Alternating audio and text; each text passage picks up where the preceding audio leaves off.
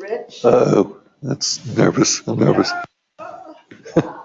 The one bad. So 1 month. No. Okay, so what you see at the top is, so you go to the back sheet. So I checked last month, 467. Okay. This is my year. And I do that. And then each person, You mean in terms of your calendar year? in the fiscal year 12, from January to December. And then like for Lisa Coleman here, I earn $127.60. You know, and then the share of the company. Cool. And as you get on down to your $4.02, it's not enough to buy a cup of coffee. I got 79 cents a quarter from somebody, and it all adds up. I just want you guys to know that it is real when you do sponsor agents in the office. It's a real thing that you earn a profit share. So basically, you made almost 20 grand in passive income last year. Yes. Wow. That's exactly it. Well, that's pretty good. It's not my highest year. Wow, that's impressive. Market center only. Wow, officially 4 years. We moved over in 2013, but we weren't an official market center until 2014. So I talked to somebody who told me that there's an agent was here for many years and passed away, and her family now gets about a $500,000 a year check from her passing. Well, I don't know if the story is somewhat different that I know of. Randy Morrow, who used to be in our office at Wyckoff years ago, he went to the college office for a lot of us came to CW. And yes, his wife, there's other people like that too. Yeah. I don't know if maybe it was someone who, maybe it was a spouse who So then. Randy passed away.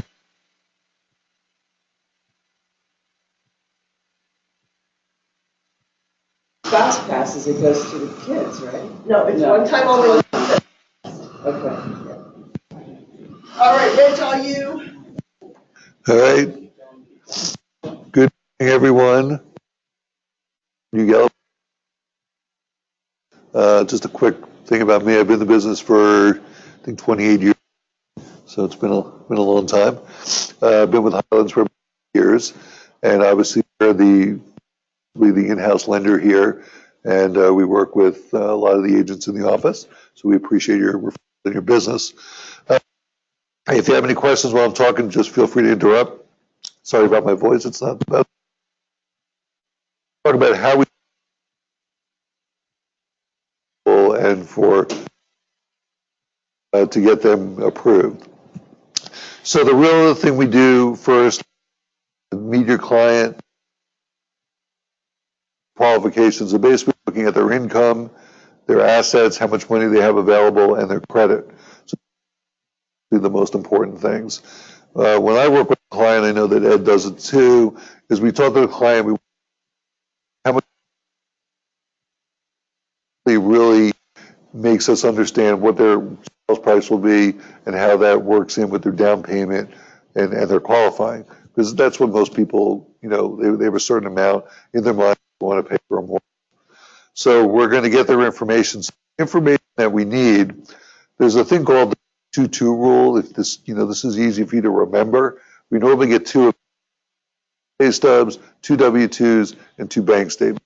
So if your client ever asks you what you need, if you remember the 2-2-2 rule, that's pretty much what we need. There are some other documents that we do need, but that gives you an idea. We also may need tax, depending on if they're self-employed or not. Also, if clients get commission income or bonus income that is more than 25% of their regular income, then we also need tax returns. If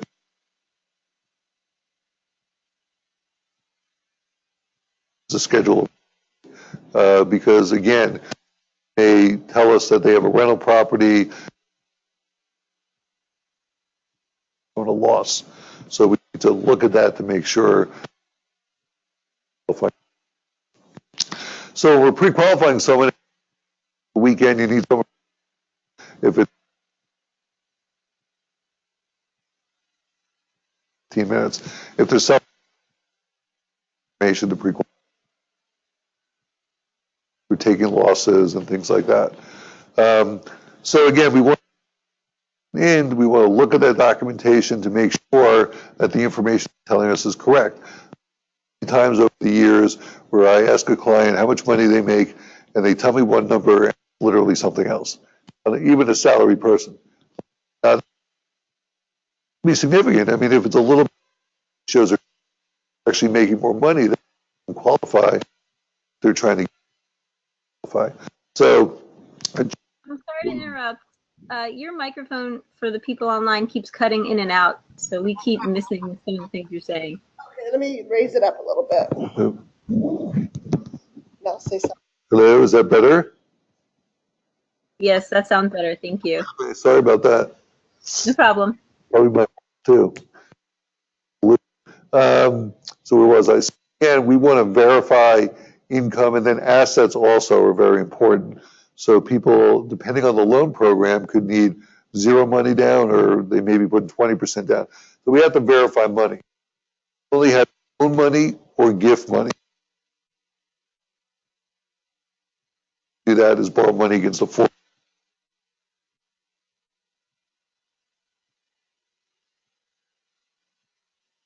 things.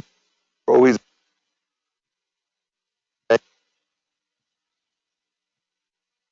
from the internet that don't work because their name's not on it.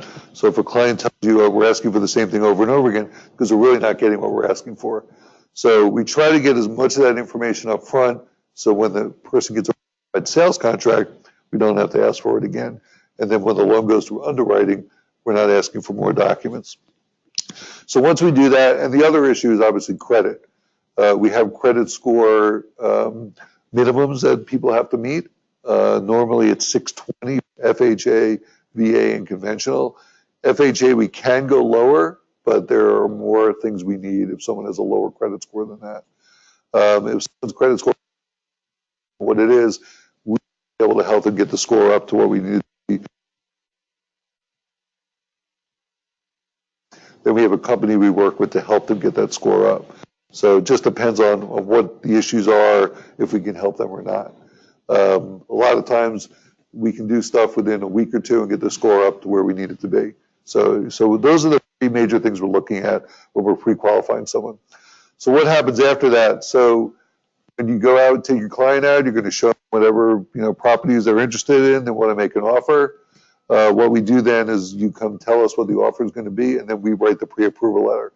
So some companies, some loan officers will provide generic pre-approval letters.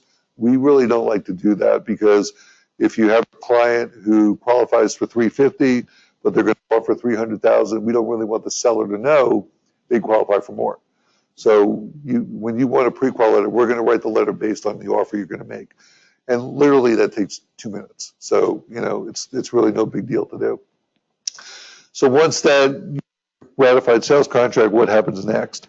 So you get the ratified sales contract, we talk to the client, that's when they can lock into an interest rate. So they can't lock in before, they can lock in when they get the ratified contract, or they have the option to what we call float. If they think the market's going to get better and then they want to float and we'll see how rates go, we good? See where rates go, they can do that. They have to lock in about 10 days before closing. So we don't really recommend that, especially now. Rates have been on the rise. Certainly don't recommend anybody floating at this point in time. But that's to the client. We don't tell them what to do, but probably 99% of the people lock in and do not float. So once them in, the first thing we do, Try. So bad. Well, I don't know if it's your collar, it keeps getting underneath or something. So. You want to stick it in my jacket? I think it's actually the mic. battery. The mic is dropping out. But it's showing good feeding. So try again. Is the other mic better, like the handheld one? If you want to try the handheld. I don't care. So why don't we take that one out and. Yeah, because the signal keeps dropping out. All right. Well, I'll go ahead and change them just in case. There we go. Is that better? Ooh, I don't like the mic. Okay, so we have the ratified sales contract. The client decides to lock in. The first thing we're going to do is send them what we call initial disclosures.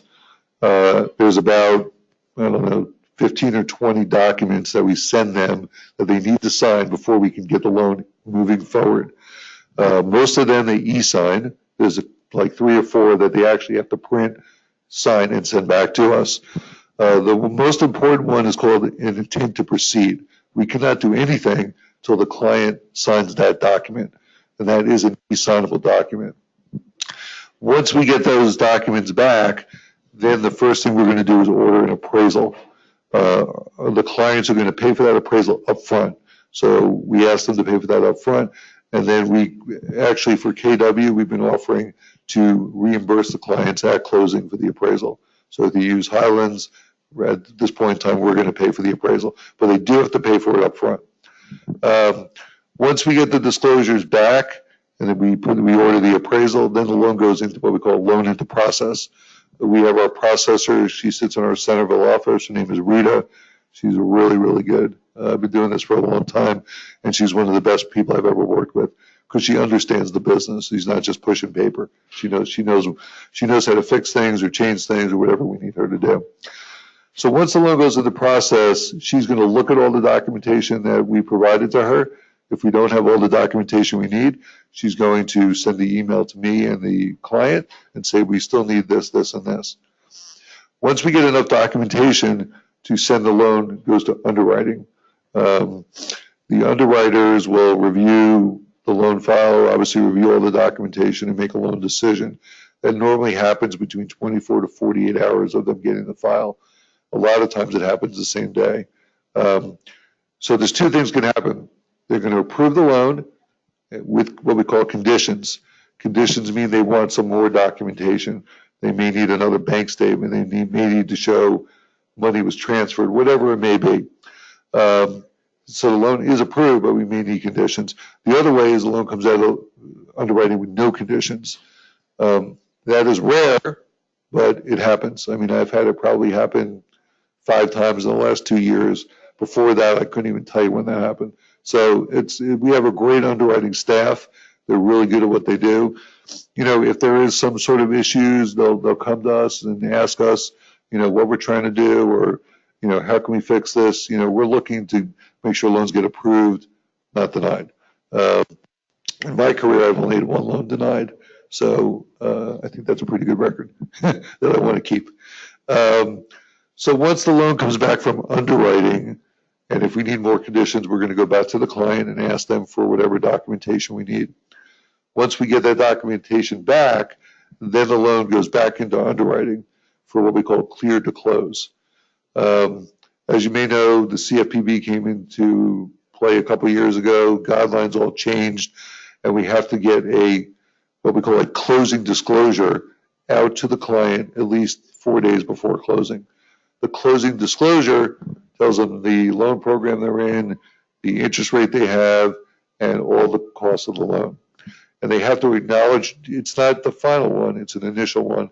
They have to acknowledge receipt at least 3 days before closing. And that's really important because if they don't do that, it will delay closing. So we try to get those out 5 to 6 days before closing, so there's never any issue with that. I haven't had any issues with that.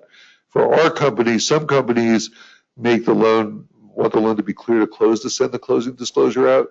We just need the loan approved. So we don't have that issue. So the loan can be closing disclosure go out, then the next day or 2 we can clear the loan to close. So we get the closing disclosure back, which is the important document. The good thing about that is that when we all go to the closing table, and we normally go with you, I'm normally at my closings, you know, the client really won't have any questions because they know the numbers, they know what they're getting, makes the closing go nice and smooth. After the closing disclosure goes out, then our closing department is going to send out the instructions for the loan. So they're going to work with the title company. They go back and forth to make sure the numbers all match up, to make sure everything's correct, and then they're going to send the final documents to the title company. Excuse here. Let's see. So after that, let's see. No problem. By the way, if anyone has questions, feel free to interrupt. Okay, so then the final documents are going to go to the title company, and then you're going to go to closing, and the loan is going to get done and finalized and closed. So, again, there's a procedure that we followed. We will make sure that all the things go smoothly. We have a CRM that we use that once the loan is in process, you'll be notified at all the major milestones. So you don't really even have to ask us, because you're going to get a sort of little video that tells you, the loan's approved, the appraisal's in, all the different things. So you get that and the client gets that. But obviously we're available, through the whole process for any questions. That's what we're here for, to make sure the process goes smoothly. As far as loan programs go, we offer FHA, VA, VHDA, every loan program there is, except the construction to perm. We don't have that yet. We are going to get that program hopefully in the next 30 days. But those are rare. Those loans are normally rare. But every other loan program we have, we feel like we're very competitive in all the loan programs. And so, any questions? So what's the cost for an appraisal? How much are they going to have to come out of pocket? So an appraisal, a conventional appraisal is $450. An FHA and VA appraisal is $525. But remember, we're going to reimburse them. Our fees are about $11.73, I believe, total. It's same as everybody else, or in the same ballpark as everybody else. If you use universal title, we take their fees when we're doing our estimates, so that the client has, a real accurate estimate of what the numbers are going to be. And what we provide up front before they have a contract, what I do is I have a closing cost worksheet. It's like an Excel spreadsheet, and I will run the numbers on that to provide them for, like, if they're going to look at different properties, we'll provide them that closing cost worksheet so they can see really all the details of the loan, how much they'll need, what the payments are going to be, and those numbers are actually very accurate. So that's, we want to make sure that they're looking at accurate numbers when they're trying to determine if they want to make an offer. But keep in mind that rates can change, daily. That's the only issue, is that when they're looking, rates can move. The rates can change. It hasn't happened recently, but in the past, I've seen rates change 4 times in one day. So if the market is volatile, it can do that. So just had one of those. Just had one that's closing on Monday. Sales price was $499.9. Appraisal, the initial appraisal came in at $485, so $15,000 lower. So there's multiple things that can happen. First of all, we're going to look at that appraisal to make sure the appraisal looks good. We're going to go to the realtors and say, this appraisal came in low. These are the comps they used. So your first thing is, if you want to challenge that appraisal, you can do that. You have to have comps to be able to do that. So this appraisal came in, again, $15,000 low. The agents, the selling agent, the seller's agent and our agent thought that it should have been a little higher. So they gave us an explanation, gave us a bunch of information. We sent that into the appraiser. He reviewed it and raised it to $490. Now at $485, this house was the highest bi-level house ever sold in that neighborhood. So, it wasn't that the appraisal was bad. They did have some documentation which enabled us to raise that appraisal up. But that doesn't happen every time. So if the appraisal comes in low, the choices are, number one, the client get out of the contract. Number two, they can do what we just did to see if the appraised value can go up. And then you can negotiate, if they negotiated the contract down to $490, or people have split the difference and said, okay, I'll pay, half of that difference between the sales contract and the appraised value, because we lend off of the appraised value if it's lower. So that's going to lower someone's loan amount. So they would need more money. So those, there's negotiation involved in that. But yeah, absolutely. If they have the money and want to do it, they can do that. I've had several appraisals changed over the past 12 months, honestly, which is, some appraisers are not willing to do that because they think their work is great, and we can't, we have no influence over them. we can't make them do anything. If they come back and say, you know what, my appraisal's good, I'm not doing anything, there's nothing we can do. So, but we feel like the appraisal we have we have a group of appraisals that we use. We feel they're all good. So, sometimes you get one that doesn't, come out good, and you just have to, hopefully be able to fix it. But I really haven't had those issues. With like escalation clauses, things like that, is it possible to happen more in a real seller's market? Well, it could, absolutely, because the values aren't catching up, but you have to know that, and the client's got to know that. If you're escalating significantly over the sales price, you got to determine, you guys, is there a value? Is there comps that are going to make sure that that thing's going to appraise? Because if you go way higher and there's not, then it probably won't. Then they'll have to come up with the money. So they have to know the options of what they're doing, and we have to verify they got the money to be able to do it. So if you're going to do an escalation, ask your loan officer, hey, we're going to escalate 20,000 over.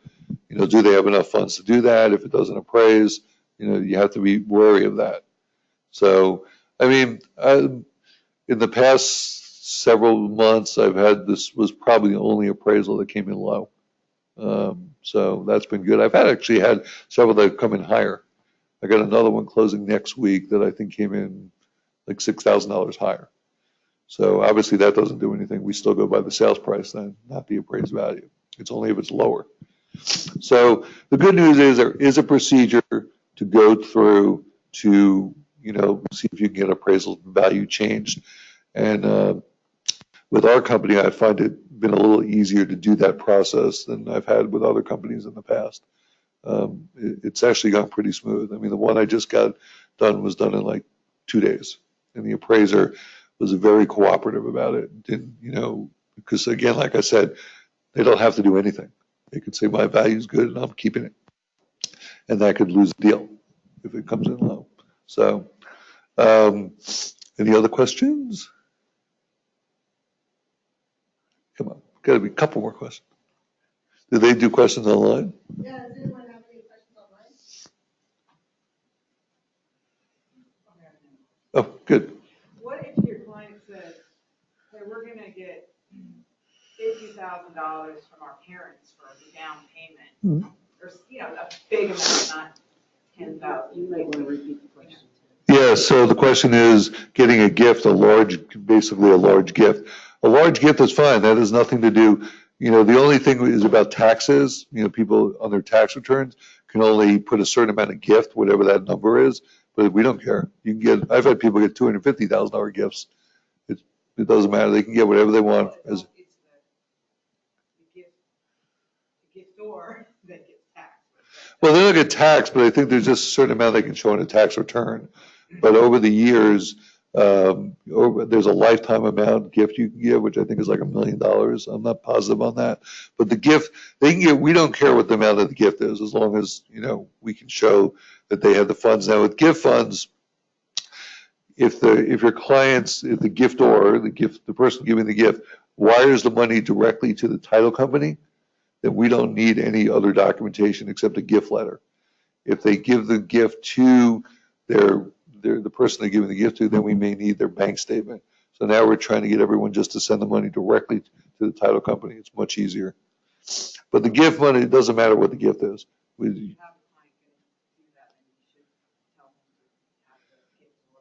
tell them now to try to send the money directly to the title company. So it's just easier. It's just less documentation. It's really not a big deal. We just need that account that the money came out of to show the money was there. It's really not a big deal, but it's easier if we don't have to show that. But there's no restriction on gift. So it's whatever somebody wants to give. And again, I've had some big ones. Now, if you have money, one of the things I've come up with lately is money coming from another country. So I can just tell you that I just had one close. When did that close? I think last month or the month before, where money was trying to come from Afghanistan and money was coming from Sweden. The Afghanistan money never made it here. So it was a little bit of a nightmare. We had to redirect, money. And, if you have a client, they're getting money from another country, my suggestion is tell them to get the money now. So we look at 2 months of bank statements, right? So if we see a large deposit in that bank statement, we got to know where that money came from. So if they're getting money and it came in before the 2 months, it's already in the balance. We don't need to know that. But again, any large deposit, we are going to need to know where the money came from because we're trying to make sure they're not borrowing any additional money. So like FHA allows for a deposit that's 1% of the sales price. So if you have a $300,000 sales price, you see a $3,000 deposit, we don't have to source that money. But if it was $4,000, we would. So, again, large deposits are things that that people have in their accounts all the time, and we have to source those funds. So like cash, if someone says they got cash, again, cash, sorry to say, is not good. Cash needs to go into a bank account like 3 months before someone wants to buy. Because again, if it's an FHA loan and it's less than 1% of the sales price, then we're okay. But if it's a large deposit like cash, we can't use that money because we don't know where that money came from. All money has to be sourced. So this is similar, like I have my own account overseas where I keep the money. So I would have to bring it here. Well, even though the account in my name. If the account's in your name and then we can use that account as long as it's in English. So, but yeah, if we can show that it's your account, your name on it, then we can use that account. It's really, the situation I had was it was gift funds that were coming in. And, when money is traveling through foreign countries, I don't know what happened, why the money could never get here. I had another one, I think last year with Anthony, the money was coming from, I think Guyana.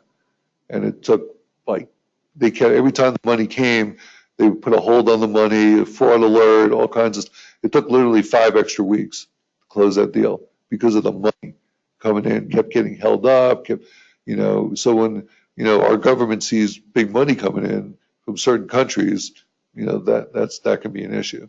But yeah, if it's their own account, then we can deal with it. And it's got to be in English. So we can and if it doesn't come in English, we have a translation service that we use to get things translated. And depending on what it is, could be significant cost. But yeah, the whole money transfer thing is really important. We have to document the money. That's the bottom line. So we tell people that up front. Got to know where your money's coming from. You can't borrow money unless it's against a 401k. And that, so it's important that people know that. One of the things you can do, is pay off debts to qualify. So certain loan programs allow people to pay off debts to qualify, especially like an FHA loan. I just had a deal close where, we try to make sure we get all the information up front. We ask questions, but sometimes clients decide not to tell us the truth. So when I was asking this client some questions, it was a little interesting deal. 2 people living in a house, really no relation together. I was asking this one gentleman who was Spanish speaking and maybe didn't understand me fully, are you married? He was, yes, he's married. Okay, do you have any children? Any dependents? And, sort of got an answer, yes. So the bottom line is, we ask the question, are you obligated to pay alimony, child support, or separate maintenance? And the answer I got was no. When we only had his W-2s, we got the loan at the process and got his pay stubs. Well, lo and behold, they were taking out money for child support. Okay, well, I never qualified with $680 a month in child support. So that increased their ratio significantly. But in the end, we were able to, there was a car payment, only had several months left, paid that off. Their ratio was 54.5%. So on an FHA loan, does everyone know what ratios are? Let me explain what ratios are. Ratios, so basically how we qualify people is debt to income ratios. So there's what we call a front ratio and a back ratio. The front ratio is the mortgage payment divided into their gross pay. So we only use gross pay, not net pay. And that can be upwards of in the 40s, 40%, whatever it is. The back ratio is the mortgage payment plus any other debts on their credit report divided into the gross income. Now, depending on the loan program, so for a conventional loan, that could be as high as 50%. For a VA loan, also about 50%. For an FHA loan, we go as high as 55%. So those are high ratios. It's all about automated underwriting. When we run loans through, we run loans through an automated underwriting system. If we get something called an approved eligible, then we're pretty much good to go. But the ratios, are really important, obviously, for qualifying purposes. Like a VHDA loan, which is really the first time home buyer program we have. It's a 100% financing program. Their maximum is 45%. And we have to send the loan to them to underwrite also. But they are very, very strict. I mean, when that ratio is up there, I mean, they're going to look at every little tiny thing. I mean, it can be tough to get loans through with them if the ratio is at that height. If it's below that, they're fine. So, again, debt to income ratio is important. That's what we're looking at when we're pre-qualifying someone. So if someone doesn't tell us the correct information and we're sort of max qualifying them like these people, but, again, we were able to fix it because they were able to pay off this debt before closing, which made their ratios work and everything closed on time. So we do try to make sure we're getting the correct information from your clients, but as you know, some people sometimes, rare, it's normally rare, may not tell you all the correct information, and we have to make sure we do that. So that's how we do the debt to income ratio. We don't care about electric bills or car insurance or any of that stuff. It's just what's on the credit report. Student loans, we have to count those, even if they're deferred. So depending on the loan program, if a client can give it, like I have one now, I think he's got $144,000 in student loans, and he told me the payment's going to be $256 a month. Well, if we can prove that, then we can use that payment. If we can't, we got to use 1%. So it just depends on the loan program. But student loans, can be an issue. If we can't prove a payment, then we have to use a certain percentage based on the type of loan the person's doing. In the past, we didn't have to count deferred student loans, but now we do. Like again, the 401k loan, if the person takes it, we're not counting that payment because you're borrowing your own money. So that doesn't affect your debt to income ratio. So that's why it's good to be able to use that. And a lot of people do that, borrow money from the 401k, because normally the interest rate's low, and again, we're not counting that against them. So that's a good way to get money out. What else? Any other questions? Did I miss anything? No, but tell them what you're doing at noon, you guys. Oh, well, at noon, we actually are doing a lunch and learn, which is going to be similar to what I just did, honestly. But there'll be food, so feel free to come. Yeah, we're going to do we have a little more of a slide presentation, sort of like contract to close kind of lunch and learn, but I kind of just did that for you guys. So, question? Rich, is there an easy tool or there's an easy way to take somebody's, pre-approval number, say for instance, somebody's approved for $400,000.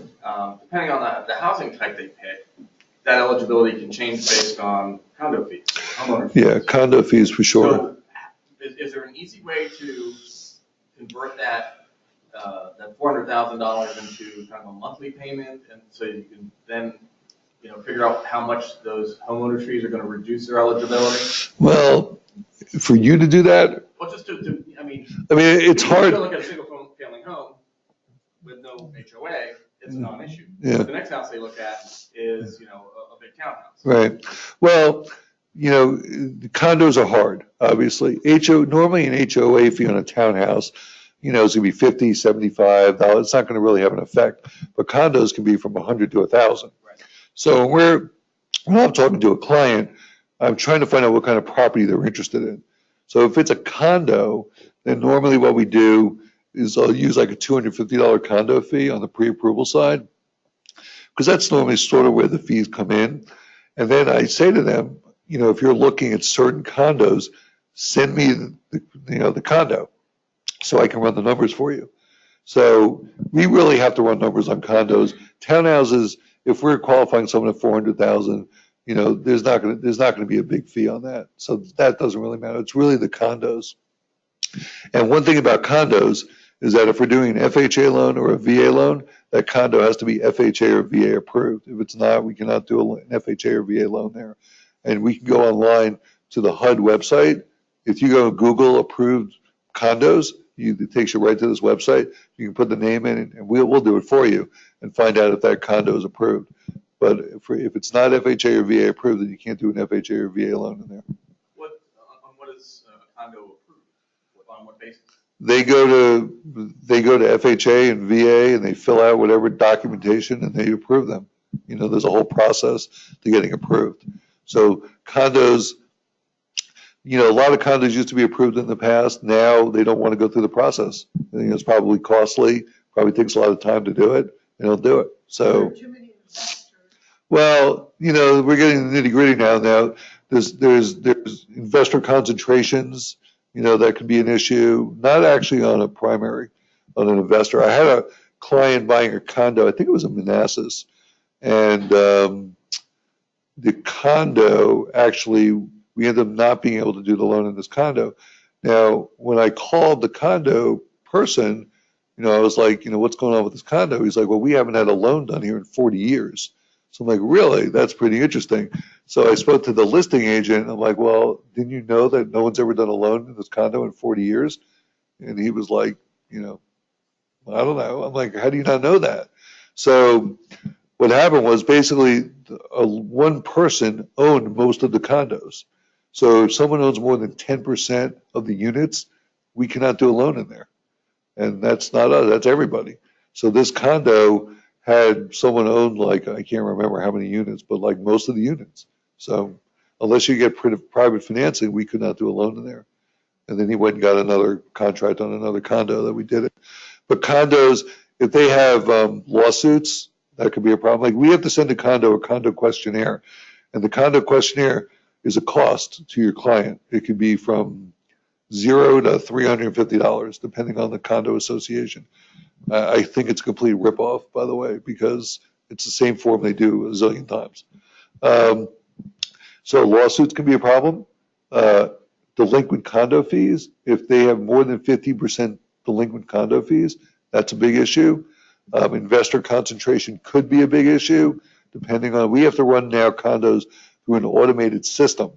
And when we run them through, it tells them if it's going to be approved or not, which is actually good because the investor concentrations don't matter as much if it gets approved. But, you know, there's certain things about condos that can cause issues. So we do have to be careful with condos. But getting back to pre-approving them, it's just hard. I mean, that's why, you know, we try to use a number and then the person goes out and maybe, let's say, finds one that's $500, but maybe the taxes are lower, you know, so we have to run the numbers and see if it's going to work. But on conventional loans, you know, it doesn't have to be conventionally approved. It's just, we get the condo questionnaire and make sure it's approved. And actually automated underwriting will tell us also if that condo is going to be approved. So that's the way we do condos. But, you know, again, a townhouse is going to be 50, 75. It's really not going to be significant on approval basis because we shouldn't be really maxing them out so tight that a little bit of change, because we don't know. We're estimating taxes, we're estimating homeowners insurance. So we're not trying to get them to this super max where if it comes in higher, we got a problem. You know what I mean? So I don't do that. And I don't think people should max out. I mean, you know, I don't know why people, you know, remember, we're using gross income. They're going to have net income. So, you know, if they want to sort of live and do other things, you know, I mean, I personally don't believe you should max out. I mean, a lot of people do, but it's, you know, we're looking at it differently than they are. They got to realize what they're bringing home, you know, pay as opposed to what we're looking at as gross income. So it's a different scenario. I don't think, again, people should do that, but they do it all the time. Can't help them. It is what it is. So, but we try to, you know, we're talking to a client, we're trying to figure out what's the best program for them, you know, what their goals are, you know, what meets their requirements, you know, that's what we're trying to get out of them. We're not pushing specific program on them. We're listening to them to determine what the best program is for them, you know. So, you know, we don't have a specific product. Like sometimes a credit union will have some, you know, crazy loan program. Well, that may not be the best program for someone, even though it looks like a great program. So we don't push a program. We try to understand what their goals, what their needs are, you know, to put them in the right program. And honestly, it's all 30-year fixed money. That's all anyone's doing. FHA, VA, conventional, you know, that's all it really is. No one's doing ARMs. No one's doing, now again, rates are going up and they've been going up. and ARMs have sort of been out of it for multiple years. So that may come back into play if those rates come down, as opposed to where the 30-year fixed rates are.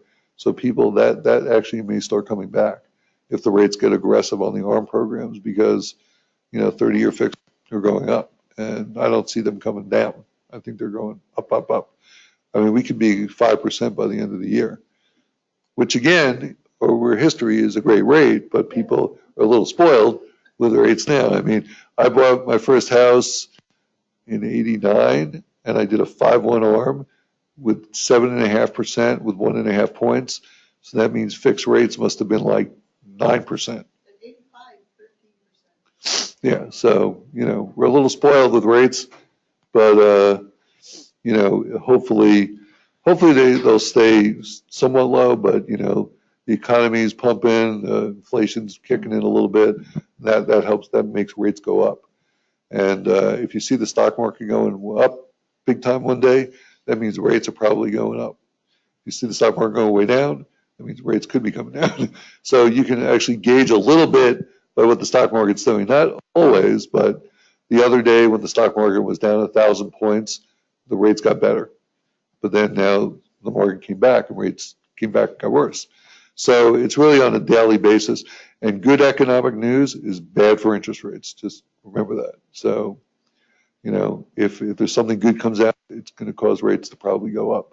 And again, the economy has been good, and the markets, that's why rates are up. And the Fed keeps raising rates, which is really short-term money. So if you see them raising that rate, it doesn't mean that interest rates are going to go up.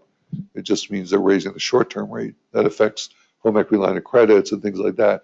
It may or may not affect our long-term rates, because normally they build that in. What happens with assumable mortgages?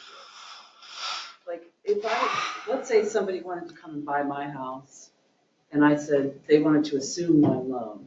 Do they have to pay me out all the equity that I? Well, the only way they can assume your loan is if your loan is assumable. And then they have to go to the lender and probably qualify to assume. Like on a conventional loan, you can't, it's only really on like FHA and VAs. And, you still have to sort of qualify to be able to do that. I don't know anyone who's ever done that. I mean, it should be a good thing if someone's got a really low interest rate, if someone could assume the loan. But, you just have to go to who's ever servicing the loan to determine if they have a process of assumability.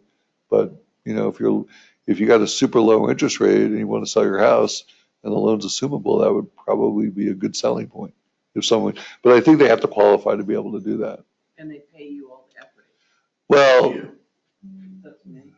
So I mean, I suppose if it years was ago, my I child. bought a house from some friends who just wanted to get out of the townhouse. Right. They were moving, Mhm. and they had a VA loan. So I was able to assume their VA loan. right. And they didn't want any money, they just wanted out of the house. So that was the deal, is you just take over the loan and we're good. So, I mean, you could say, assume the loan plus give me 10 grand, if you're still within the market value of the house, or assume the loan 20 grand. I mean, that's up to you as the seller.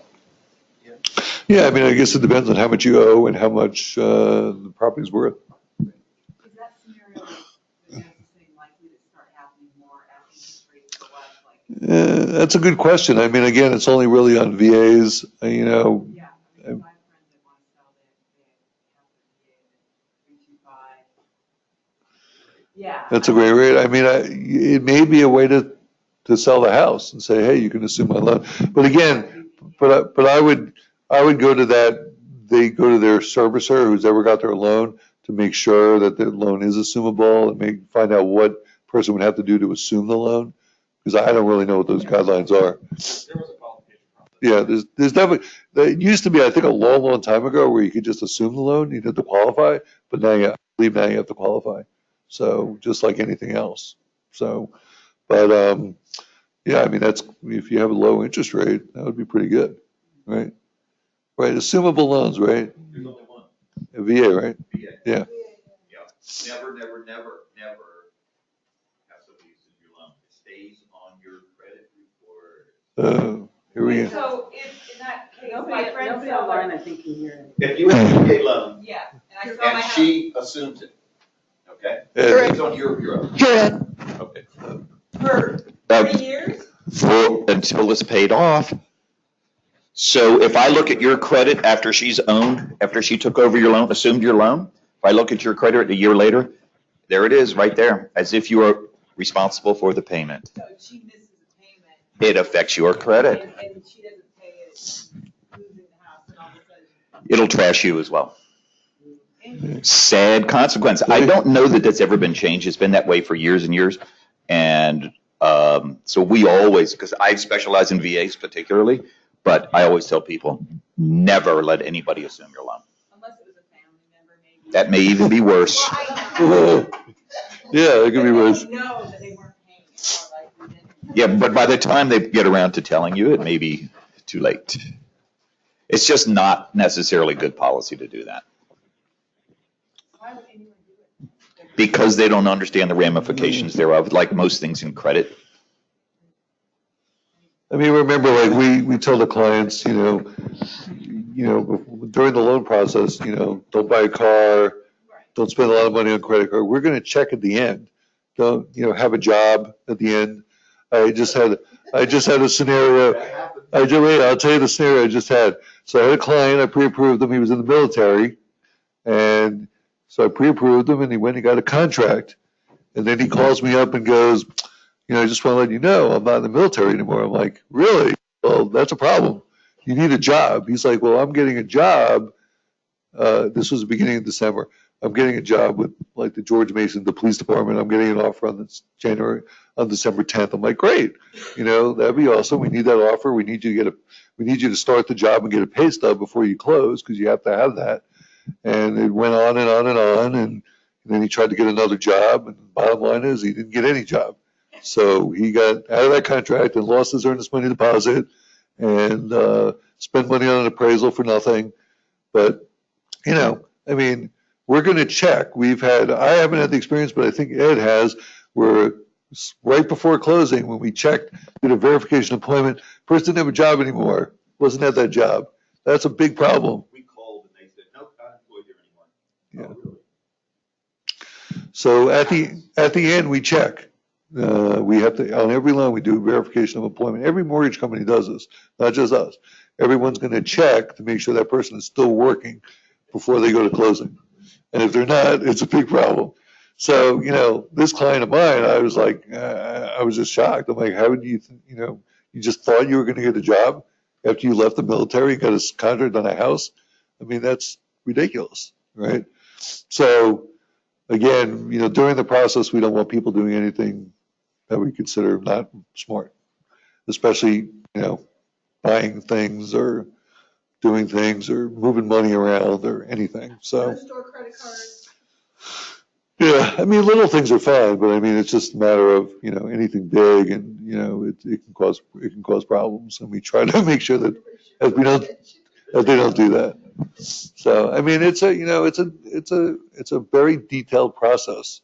The mortgage business got a lot harder over the last 5 years, and underwriters look at everything, and they don't miss a whole lot. So, they're gonna dig anything out that there is. We do all kinds of checks and looks and things to make sure people are telling us the truth. So if there's anything out there, client needs to tell us. I had a client who was doing a refinance, and we were just about to go to closing, and we found out that they owned another property in Ohio that they never told me about that was in pre-foreclosure. Okay, so they didn't close. Okay, so we're going to find out if it's out there. So we, again, try to make sure that we question and get all the answers as much as we can up front, as long as the clients are telling us the truth.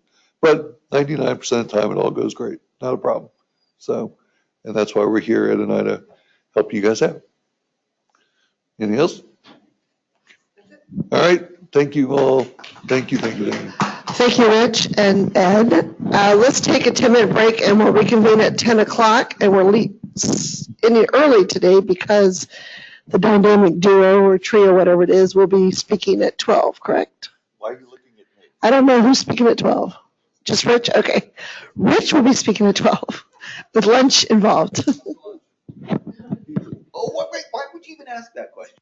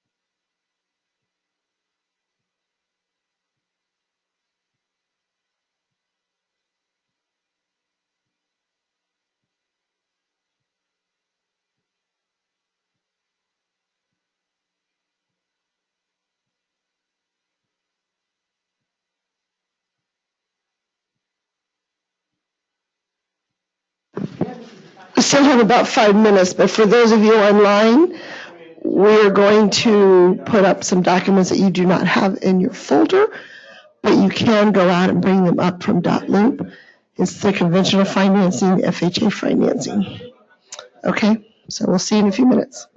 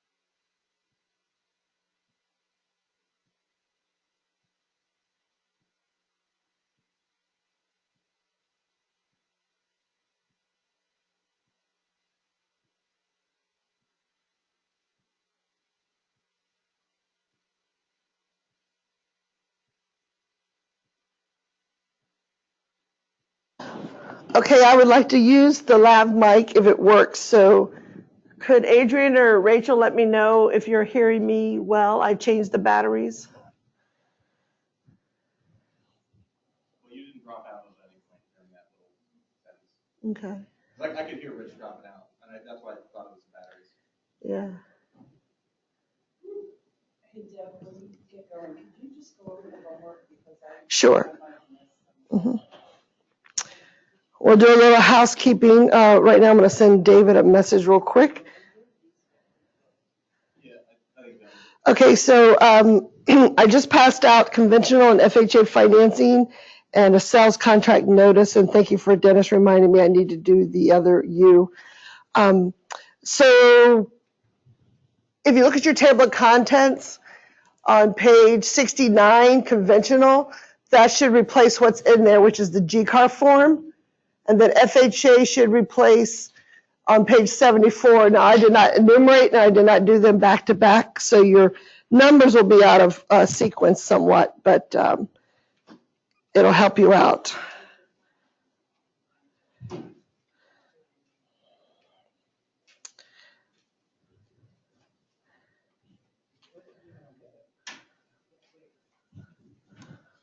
And then the FHA 74.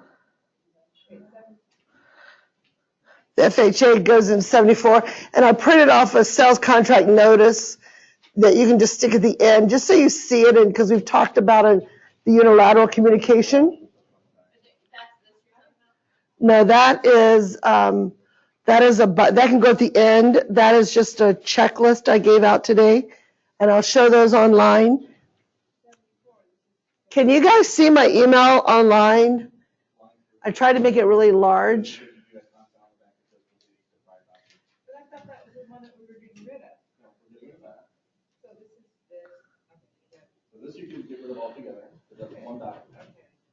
oh, Okay, so then the next one, for page 74. oh, I get it. So- Yeah, they're So doing, this is yeah. okay. So then the new one will go to Yeah, if your book has them,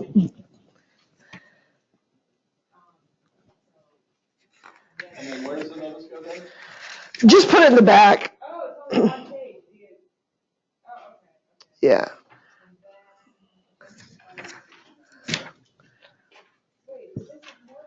Well, they're out of sequence. That's what's happened. This has gotten copied incorrectly. So the FHA here is 74, 76, and 77. And the FERPTA got copied out of sequence.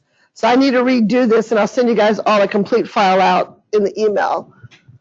Where do you want the checklist to go? In the back or in the front, wherever. It's for your information. I told you guys I normally do it on the board and have you guys write it down, but because it's so hard to see online, I thought I would type it up for you and go from there. So, all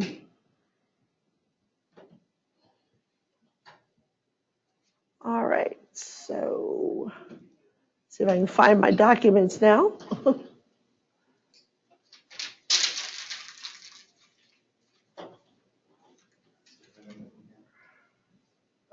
Honestly. Too much air.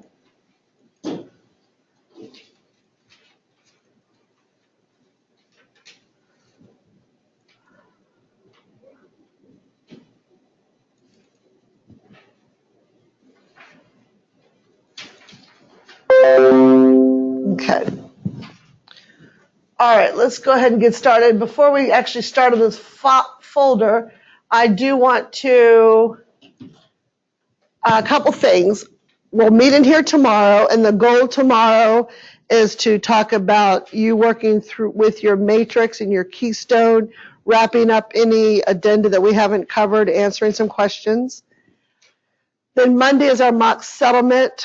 This room is being used Monday morning for the peak producers that are starting Monday morning. So we will be across here and straight across 103, see where the TV screen is. That's one or two of the conference rooms at Universal Title. So we'll be in one of those conference rooms. So the class will meet together for about a half hour before David comes in. And we will, I'll collect your homework, or you tell me that you've done your homework. I would love between now and then over the weekend for you to send me PDFs of your buyer's agreement, your listing agreement, and your contract, just so you're assured that you know how to use .loop to input some of this stuff and that you're getting the answers correct. It's just for me to look at it and give you some helpful hints and for you to have a template to work by. Now, if you're stuck or your .loop's not working, then by all means, handwrite it and just scan it to me or bring it with you on Monday.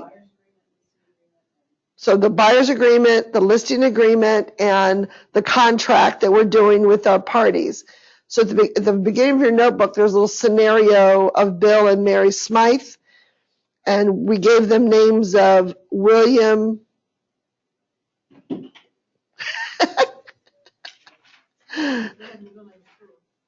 William S. Smythe and Mary J. Smythe. William S. Smythe and Mary J. Smythe. I always want to see who's listening because I change it sometimes just to make sure that we're all on the same page for that particular class.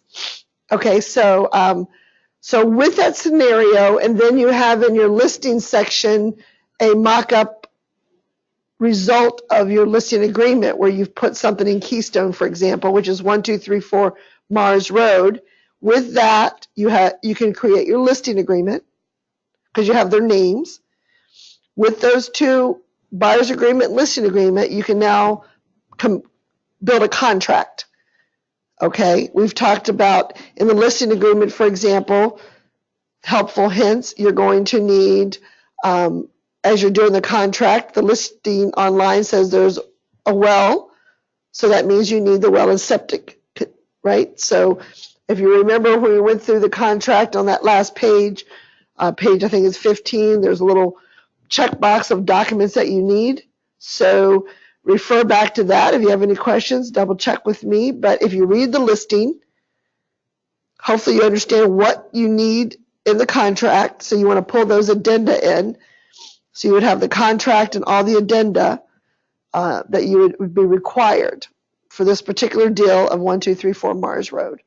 Okay? So if we do that in .loop, Yes. do all of this stuff, how do we send it to you without submitting it? You can just create a PDF. Well, when you go to the top of your .loop, just say print. Print as a PDF, save it to your desktop, and you can share it with me, but I really don't want you to share it with me because then if I want to correct something, it messes it up. I'd rather just see a PDF. Yeah, don't submit for review. And what you can do is do Dennis's Bootcamp, 1234 Mars Road or something like that. So when it comes up, because it will come up in Sheila and Steve's rolling scroll of things, they'll see Bootcamp and they know they can ignore it. Okay? So it's the best to put Bootcamp in there somewhere and then, yourself. That's in your individual .loop. It's just going to come up in there. Anytime someone opens a file, it comes up in there. So if David were to go into .loop and search for Bootcamp, he's going to get a list of things, past and present, of people. You're not going to see them because you don't see everybody's files like we do. But okay. So Monday we're going to be across the way there. We will have a contest, and we've been having a contest. So besides doing the buyers, the listings, the other part of it was 5 open houses visiting and 3 brokers opens. I know some of you have already shared some of your visits and stuff. So tomorrow at the end of the class, I want to go back and kind of revisit some of that and talk about some of the experiences you've had visiting things. And you guys have talked amongst yourselves here, which is great. That's where the online people can sometimes miss getting some of that good feedback. Okay, David says the videos are all on the youtube.com/KW Falls Church under the KWFC Bootcamp playlist. Okay.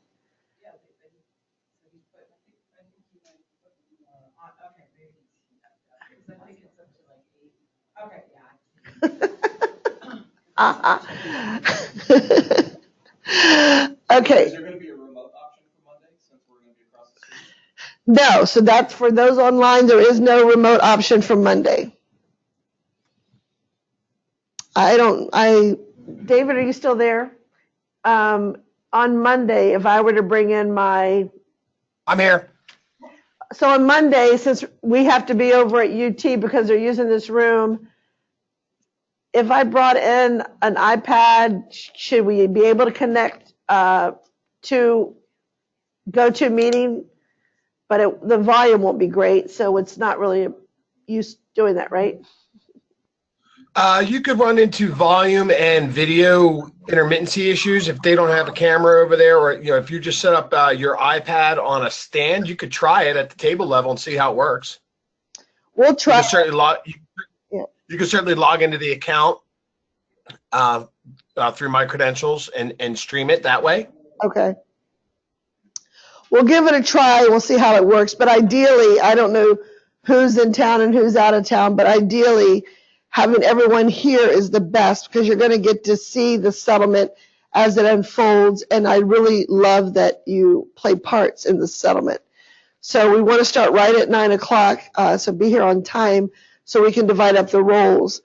And if we don't have enough people, then someone's spouse is going to, have a POA, power of attorney, and we'll have to work through that, if you have to talk to a lender and get their approval on something. So we'll have a scenario David and I have come up with to give you, so you're going to have to, there'll be two of you will play the buyer's agent and the listing agent, and then the others will be the buyers and sellers, the husbands and wives. And the buyers are going to go to a walkthrough, and you're going to be given some challenges that you found through the walkthrough. Okay, then the buyer's agent and the listing agent have to discuss the options. And it's going to make you think about the contract. It's going to make you think, what does the contract actually says? Not what our emotions and our feelings say. And what's reality, what's in the contract, something very simple, nothing that's going to be really hard to figure out, but just to give you some thought processes. It would be nothing for someone to have a 10 a.m. settlement, and if the house was here in Falls Church, to be at the house at 9 a.m. to do a walkthrough, and then while they're driving here for the one agent to call the other agent because there's an issue. And then you got to figure it out. So doing the settlement ahead of time is always best, especially if there were a lot of things in the home that had to be fixed. So you're allowed to do multiple walkthroughs. And it allows you within 7 days of the closing. So 5, 6, 7 days before closing, if there's a lot of issues that needed to be fixed, it would behoove you to go through and walk through the house. But you still need to do the night before or the morning of, depending on when your settlement time is, where the house is located, and have they vacated or not. Now, I've walked into a place with my client 2 hours before closing, and the people were still there trying to get their stuff out of the house. We had split settlements, and I honestly don't think that seller thought we were going to come there. He was shocked. And of course, we had to leave, and I told the agent, I said, we're going to need to escrow some money, hold it aside, until we can go back to the house and make sure that everything's okay. Because it wasn't okay when we were there. Hadn't been even broom swept yet, and stuff everywhere. So things like that happen, and you just have to learn how to work through them and figure it out, okay? All right, so Monday, then we have prizes to give out, gift cards. I've been collecting gift cards from our various speakers. Some of you that were here with HMS, he gave them out that day. Others will give them out on, we'll have a drawing for the largest gift card, a $25, or I think that's what they said it was. So anyone who did all their homework will go into a drawing, and we'll draw for that, and everyone will get something. And there's some stuff that the office, we give out from the office, some folders and buyers and sellers brochures and stuff. So please come to class. And if I'm up to it, I might make breakfast or something. We'll see. Okay. All right. So let's get into this before we, all right. I can honestly say I do not like this.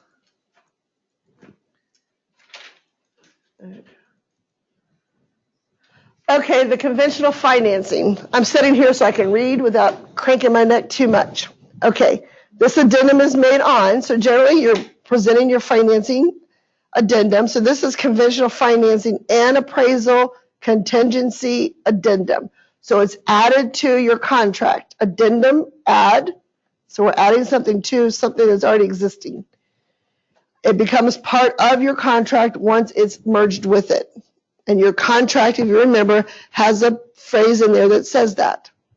So the addendum is made on the same day you're making the offer to a sales contract offered on, again, not the ratification date, it's the day of the offer. And that day of the offer, the ratification date, could be several days apart, but it could also be the same day. So don't get hung up on that. But just know there is a difference, okay? Well, one is the date of offer, okay? So Trish is sitting down with her buyers today, which is February 8th, and they are putting together an offer. So time she speaks to Rich and gets the financing letter, her client's write the earnest money check, and it might be at 7 or 8 o'clock tonight that you got all your papers put together, but it was today that you were working on it, so February 8th. So you got everything put together in one package electronically, and you are going to send an email to the listing agent, if that's what they say, how they want to receive it. In most cases it is. So you're going to send an email to the listing agent with your completed package in one PDF if possible. Okay? Making sure that everything's in order. So I always suggest contract on at the top, your offer, unless your client is writing a letter to the seller.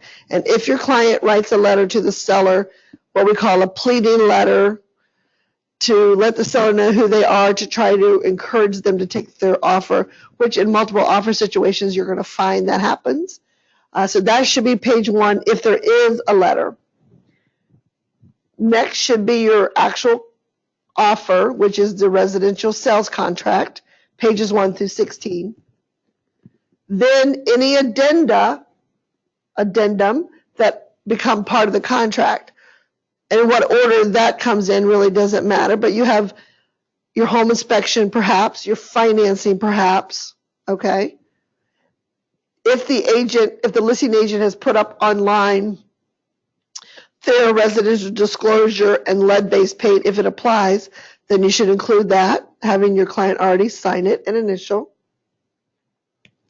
And then any other addenda that pertain, a copy of the earnest money check, a clear copy of the earnest money check, and the approval letter from the lender, okay? So all those should be in one complete package that you, as the buyer's agent, are sending. So you're offering, because it's not a contract, it's really an offer, right? So you're going to offer to the other agent, the listing agent, this offer on February 8th. So that night, that agent sees it. They may or may not send it to their client right away. They may spend time reading it. They know their client doesn't receive emails after 9 o'clock or whatever. And so the next day, they're working with their seller, and their seller is going to maybe counter. So tomorrow's the 9th. So the seller counters, and it comes back to the buyer, and then the buyers discuss it with their agent and decide what they want to do. And if there's no multiple offers involved, they may not feel the urgency to counter quickly. Maybe they want to think about stuff, run some numbers with their lender. So they may not counter till late Friday night, February 9th, or even Saturday, February 10th, at which point the seller then agrees to everything. The seller signs all the last initials, right, and all the signatures. The seller does that on February 10th. And then their listing agent sends it back to the buyer's agent because they've signed all the initials. And once it's delivered back to the buyer's agent then ratifies it with the date, which is February 10th, and then sends a copy back to the listing agent with the ratification date, right? So it's only ratified once a full copy that's been signed and initialed has been delivered, and that creates the ratification, okay? So that's the basic, so that's the offer date, which was the 8th in this scenario, and the ratification would be the 10th, okay? But it could have all happened on the same day. But as agents, when you're filling out your addenda, it's going to ask you at different times for the ratification date, and sometimes it's going to ask you for the offer date, okay? If you ever forget the offer date, you look at the top of your residential sales contract. If you ever forget your ratification date, you go to page 15 and look at that, and it should say it there, okay? All right, so then we've got the buyer's and seller's information and the property address, okay? Then the deeds of trust. Buyers shall pay up front a monthly mortgage insurance premium as required by the lender's guidelines. Financing contingency. This contract is contingent until, generally speaking, most people put in 21 days.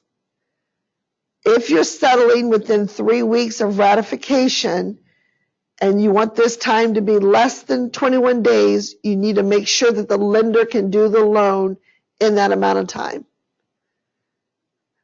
Which also means that you are helping your client get their paperwork into the lender. So the way I work with Ed and Tim and Rich and Rob is that when my clients come in and meet with them, I usually leave the room unless my client wants me to stay, because I want them to have total financial comfortability talking about their finances without me knowing about it. Because sometimes it's a friend, a relative, a referral of a friend. And I always tell people, I don't talk about your finances with anybody else, even if you want me in the room, even if your mom were to ask me. So like a nephew, when his dad asked me about it, like, no, you got to ask him the questions unless he gives me written permission to talk to you in any way, shape, or form, even if you were giving him a gift, right? So always keep that line very clean. So then I ask the lender, so generally speaking, I would say, lender, we're going to put a 21-day period in here, but does his loan package require a longer period for any reason, for the contingency? And sometimes that's house to house, neighborhood to neighborhood, time of year. There's a lot of factors that can involve. But generally speaking, 21 days. If your client is absolutely insisting on using a credit union, you might go so far as to put 25 to 28 days. Okay. Credit unions operate on a day-to-day basis, like a Monday through Friday. They don't necessarily work on the weekends or after hours, so their time can get delayed a little bit, getting things done in a quick manner. Okay. So the buyer's obtaining and delivering a seller written commitment or conditional commitment, as case may be, for the financing described in the price and specified paragraphs of this contract, which, as we know, is on page 1 of the contract. If this contingency has not been satisfied by the financing deadline, this contingency will continue up to and including the settlement date. However, upon expiration of the financing deadline, which is above, right here, seller may, at the seller's option, deliver a notice to the buyer, and the buyer has 3 days to void the contract. If buyer does not void the contract within 3 days of receiving the delivery of the seller's notice, this contingency is removed and the contract will remain in full force and effect with no financing contingency. So just like with the VA as well, most buyers do not remove the financing contingency because it states right here, it stays as a contingency even passing the deadline date up until including settlement unless the seller forces it to be removed. So where that might happen is if the seller has a backup offer that actually is more than the original, they're going to force all the contingencies to be cleared immediately so they can void that contract and move on. Sometimes they're just nervous or they're afraid that something's going wrong. So if something is going wrong in the loan process, going sideways, like Rich said, they found out that, maybe someone went out and bought a car. Now they had to retrace their steps. Maybe they can't go conventional right now. They're having to go FHA. As the buyer's agent, by you remaining mute and not communicating with the seller, that there's some things you're working on. And sometimes you have to really know whether you're allowed to talk about it or not. You don't have to give them specifics. But if a listing agent calls you and wants to know if everything's okay with the loan, is everything progressing, and you don't answer them, all you're doing is creating fear and concern on their behalf, and it gets worse and worse and worse. It's best to say we're working through the process.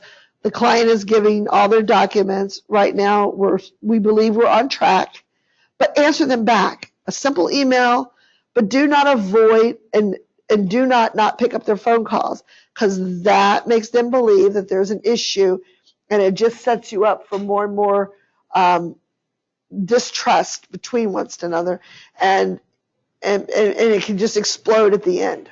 And I've seen it happen so many times.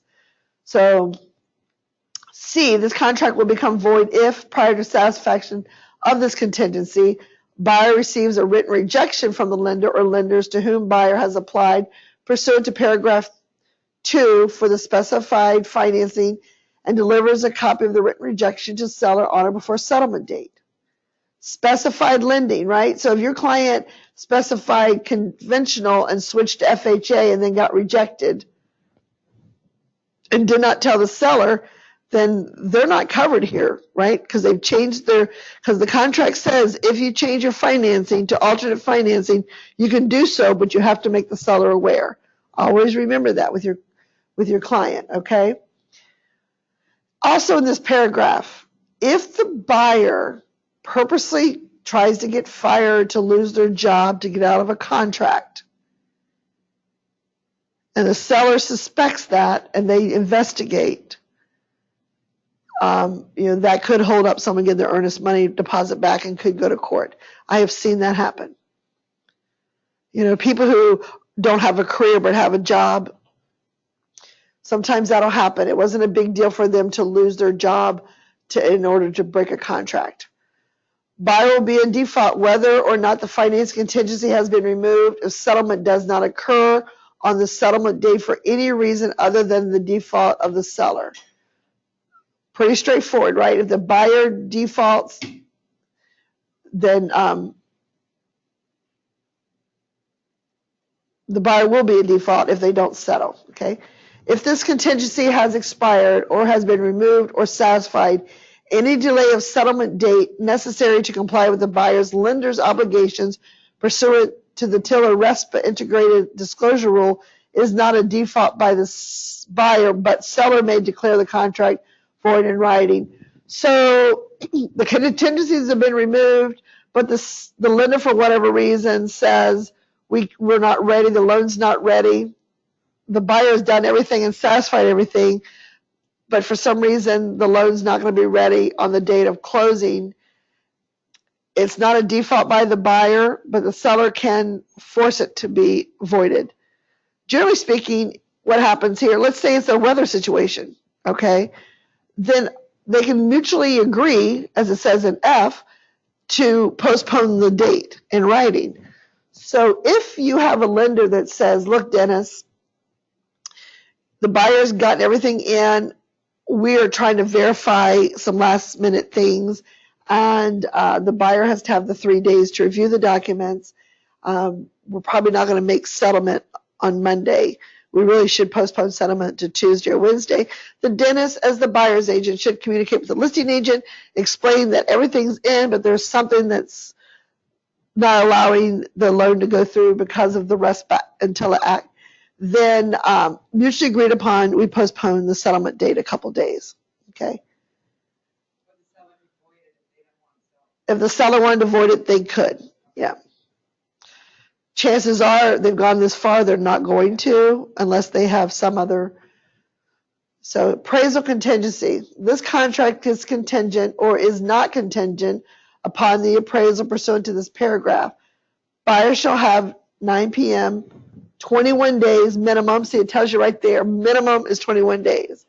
If for whatever reason you need to close in less than 21 days, you need to make sure the lender is on board. Now, there is a separate contingency for a cash-only deal. So it says appraisal for cash only.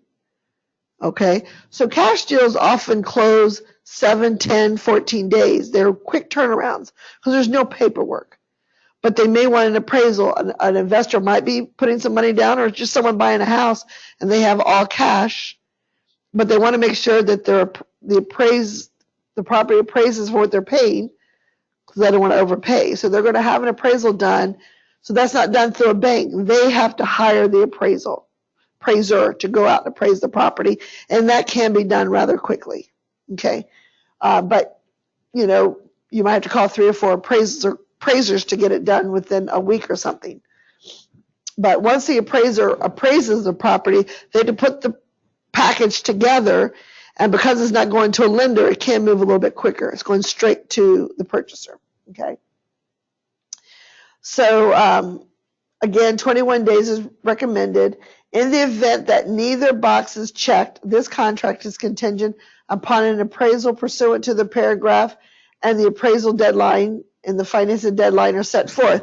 So if someone forgets to check one of these, it says, in the event the box is not checked, this contract is contingent upon. So it's kind of idiot-proof in a way because someone didn't check it. So there may be no checks here, but there could be 21 days here. So it's assumptive that they want to contingent, okay? So the appraisal is equal to greater than the sales price. This contingency has been satisfied and removed. The parties shall proceed to settlement.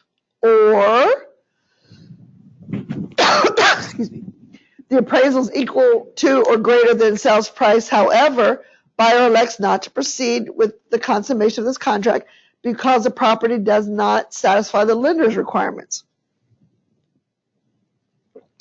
The appraisal does not allow for the specified financing or the property is inadequate collateral. Such notice must be accompanied by a written denial for the financing showing written evidence of the lender's decision concerning the property. Buyer must provide such written evidence concurrently with the buyer's notice of election not to proceed. Like a condo situation. The condo may appraise, but then we find out it's not lendable for some reason. The ratios, anything could go wrong that may not have been discovered up front, but discovered toward the end. Okay, so there's an out there because it's not lendable. The appraisal is not equal or greater than the sales price, and buyer elects not to proceed with the consummation of the contract unless seller elects to lower the sales price to the appraised value. Buyer's notice shall include a copy of the written statement setting forth the appraisal value of the property. If the seller's option, it will be the seller's option to lower the sales price to the appraised value, and the parties shall proceed to settlement at the lower sales price. If seller does not make this election, the parties may agree to mutually acceptable terms. Each election must be made by notice within 3 days after notice from the other party. The parties will immediately sign any appropriate amendments. If the parties fail to agree, this contract will become null and void. So the seller is given a copy of the appraisal when it doesn't meet the appraised price. And the example 1 above A here, if it is equal or great, the seller is not entitled to the appraisal, okay? But only when the buyer is using it to get out of the deal is the seller given a copy of the appraisal. Okay, so the seller can change the price, and like Rich talked about, buyer and seller can agree to mutually share the difference if the lender accepts. Buyer can walk away if they can't come to a decision. So a buyer can elect to pay the whole thing themselves, again, if the lender allows, okay? But it's the buyer's choice to void. Now, sometimes sellers can be very upset, and I think I told you about a deal Drew Swirsky had where the listing agent was not aware of that a split-level house in Vienna compared to the other homes in that neighborhood had a value of about $40,000 less because it was a split level.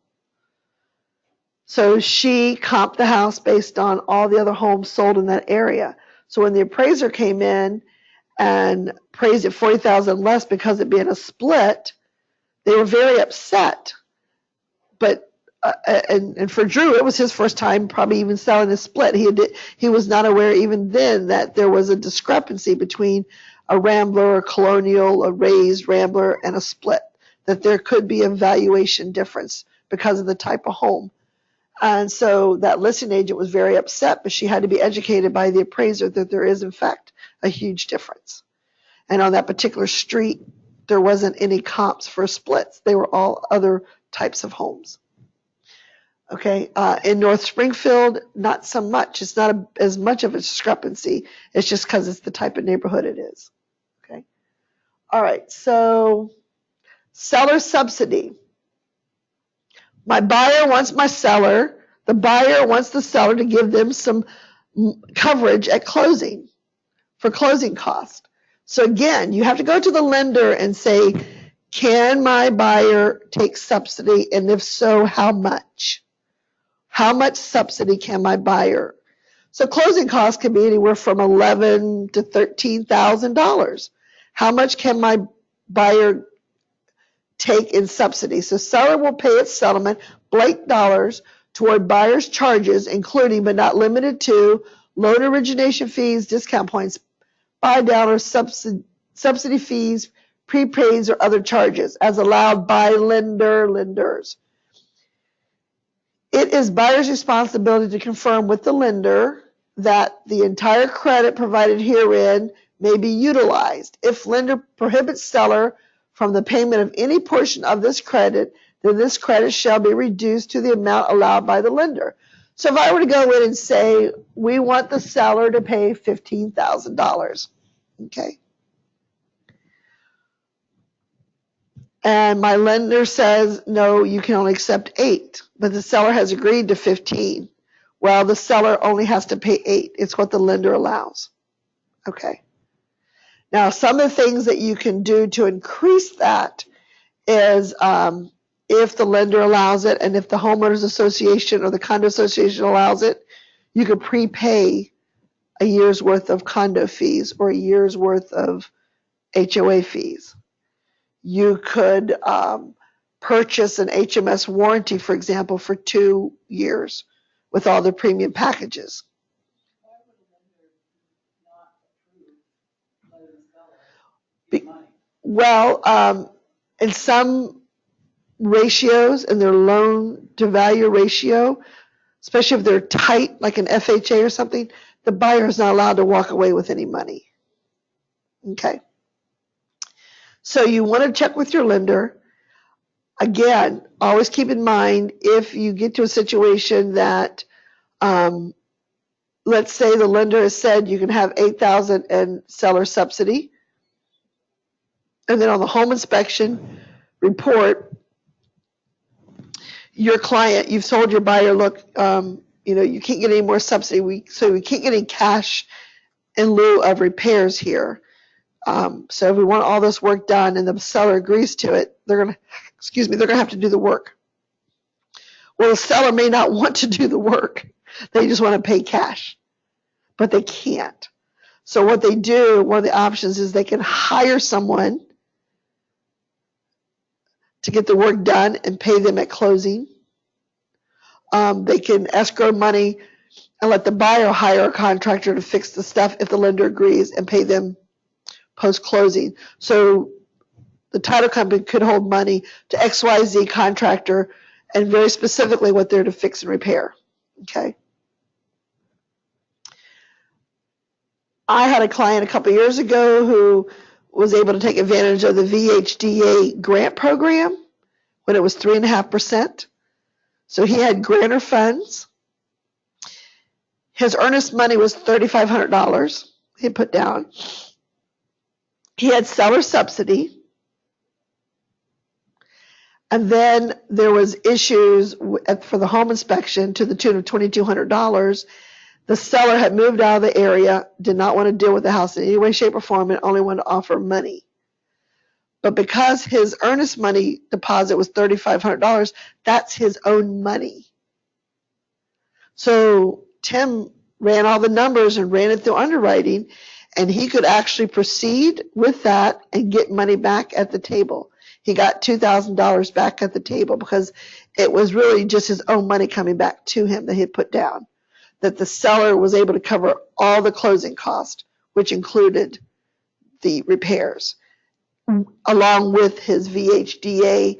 So his VHDA grant was, I think, was like $6,000. And then the seller had to pay another $7,000 or $8,000, but he was able to walk away with $2,000, which is very unusual. But before we allowed that to happen, Tim ran everything through and made sure everybody was covered, that we would not get to the settlement table. On the other side, where I was working on a file with an agent, and she represented the seller, and the buyers put forth their home inspection removal that they wanted $4,000 in lieu of repairs. And the seller agreed. And I said to the listing agent, you know they have a FHA loan that's 96.5. I said, and hardly any earnest money down. I said, I really don't think the lender is going to allow this credit. But wasn't that listing agent's responsibility to educate the buyer and the buyer's agent? And the seller didn't want the listing agent to say anything. So the day of closing, lo and behold, what happens? The lender won't let it close because they cannot give the credit.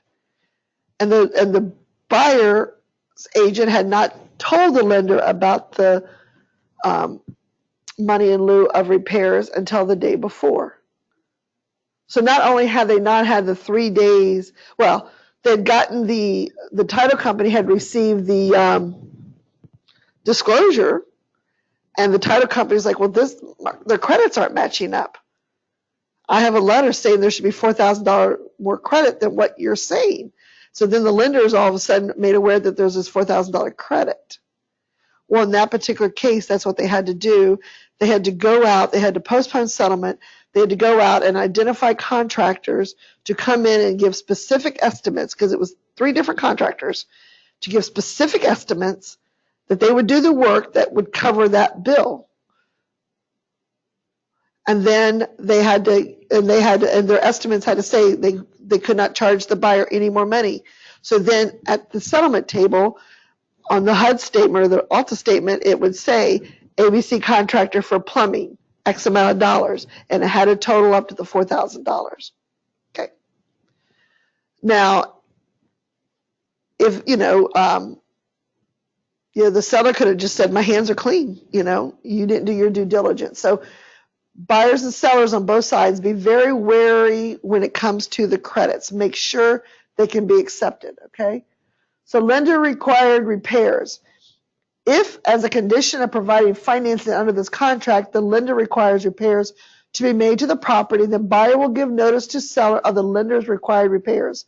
Within 5 days after such notice, seller will give notice to the buyer as to whether seller will make the repairs. If seller will not make the repairs, buyer will give notice to the seller within 5 days after the seller's notice as to whether buyer will make the repairs. If neither buyer nor seller will make the repairs, this contract will become void. This clause will not release the seller from any responsibility set forth in the paragraphs entitled utilities, water, sewage, heating and air conditioning, personal property fixtures, wood destroying insects and inspections, or in a private well and septic system addendum or any other specifically set forth in the contract or any addenda. So this is a conventional, and it could be that the railing to go to the basement is so loose that it requires to be repaired. Okay, the home inspector considered it minimal, but the appraiser said, no, this is too bad. This is just an unsafe. That has to be repaired. Okay, that's kind of minimal. Usually it's major systems that they're going to require. They don't want you, certainly FHA and VA, you cannot buy a home that doesn't have HVAC in it. Well, certainly heating. I don't know if they really require you to have air conditioning, but if it's in the contract, they may. But major systems have to be working or they're not going to lend to the home. Okay. All right, so then your seller and buyer sign and agree, and that's the conventional. So FHA, okay, well, I'm not going to read word for word because some of it's the same, but the deeds of trust. So buyer shall pay upfront monthly mortgage insurance premiums as required by FHA regulations, subject to the lender's approval, and buyer reserves the right to finance any upfront MIP in which event such amount should be added to the loan amount. So if the lender allows, they can roll in those premiums to part of their mortgage, okay? Yes. I'm sorry? Oh. What, online? Oh, okay, FHA. So FHA, again, offer price, okay, notice, bold letters. The parties should not include a separate appraisal contingency in this contract, since federally mandated appraisal language for FHA loan is contained in the FHA amendatory clause below. So just like our conventional one, the appraisal clause is here as well. Okay? In the past, there was loans and appraisals often were separate documents, but they're combined. And same with the VA. Okay? All right. So again, the timing, 21 days. Again, talk to your lender. FHA is going to take a little bit longer often than conventional. FHA and VA, when it comes to condos, you've got the condo there. And what I've done in the past is when I worked with the lender, and you guys kind of brought this up to Rich, if they say my client qualifies for $320,000, okay, in this area you're looking at condos or you're going out to Manassas or even beyond. However, if you do find a condo around here that's sold for that amount of money, the condo fees are really high. So what I've often received is a sliding scale. So at this amount of money, the condo fee is this much. At this amount of money, my condo fee can only be this much. At this amount of money, and so I set my searches up accordingly. So I might set up a search at $320,000. My condo fees can only be $200 a month. So that's a specific search that I've set up for my client. If you buy a house that's $250,000 or a condo, you might be able to have condo fees at $300. But I ask the lender up front, and we do not waste our time going to look at condos that do not meet those criteria. You can't get around the financing.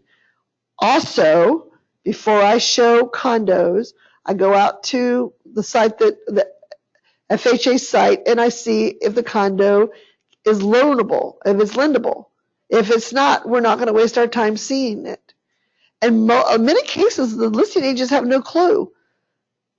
Now, if they have a clue, then you'll see in the listing, no FHA and no VA or investor's dream. One of the mentees I had some years back, her client has a condo down in Falls Church, not the city of Falls Church, but down toward Bailey's, and her job was moving her to Seattle. So she contacted our new agent and wanted to sell her property. And we went online to just check things out because that's how I trained her to do. And the agent called me and said, they're not approved. And so we called the condo and they said, yes, we have too many tenants living in here. So our lender ratio is, and as a matter of fact, and then we said, well, then we're just going to have to rent it out. And the condo association said, no, we have a rule now that no more rentals can happen. So what's she to do? So she's got a job moving her to Seattle. She can't sell her place and she can't rent it out. Well, we were brainstorming one day and I don't know which one of us said, I'm like, is there any family members that could rent? And she had a stepfather who had his own place, but he didn't mind moving in closer to town. So he rented her place as a family member, you know, under the table, if you were, but it took that financial burden off of her. And then he rented his own place out. So it stayed in the family, it stayed in her name, but he was like her subtenant. And she was able then to move. But it's crazy. And she can't. It's not sellable unless it's an investor. And the investors weren't buying it there because it's upside down. You know, back in the heyday, people spent way too much money for it. So that was the other issue. It's upside down. Which You can do conventional, right? huh? You just can't do FHA or VA. Well, the other point which I failed to mention at the end there is it was upside down. So the value of the property was far less than what she needed to get out of her loan. So, yeah. Yeah. Because she was even, you know, originally they were looking at a short sale and that didn't work. But the fact that it was not even loanable, yeah, conventional loan may or may not have worked had it not been upside down. But they wouldn't let an investor buy in there because an investor would rent. See, the condo association had made that rule. So even a cash buyer at below market price couldn't have bought because they couldn't have rented it out. Because it's and that's another one we found was out in Centerville. It was a townhouse, and we were in another neighborhood, and my client goes, I really want to see that, because it's on the app. It came up on his phone, and I called the agent. I said, can we see the property? I walked in, and it was pristine. It was beautiful. And I'm like, and it's been on the market for 6 months. I'm like, something's wrong here. Something's wrong. So I stopped and opened it up in Matrix and really looked at it. And even though it was a townhouse, it was under condo regulations. And they did not have the FHA approval. They had lost their rating. And in that situation, Rich told the story, one family owned too many of the units.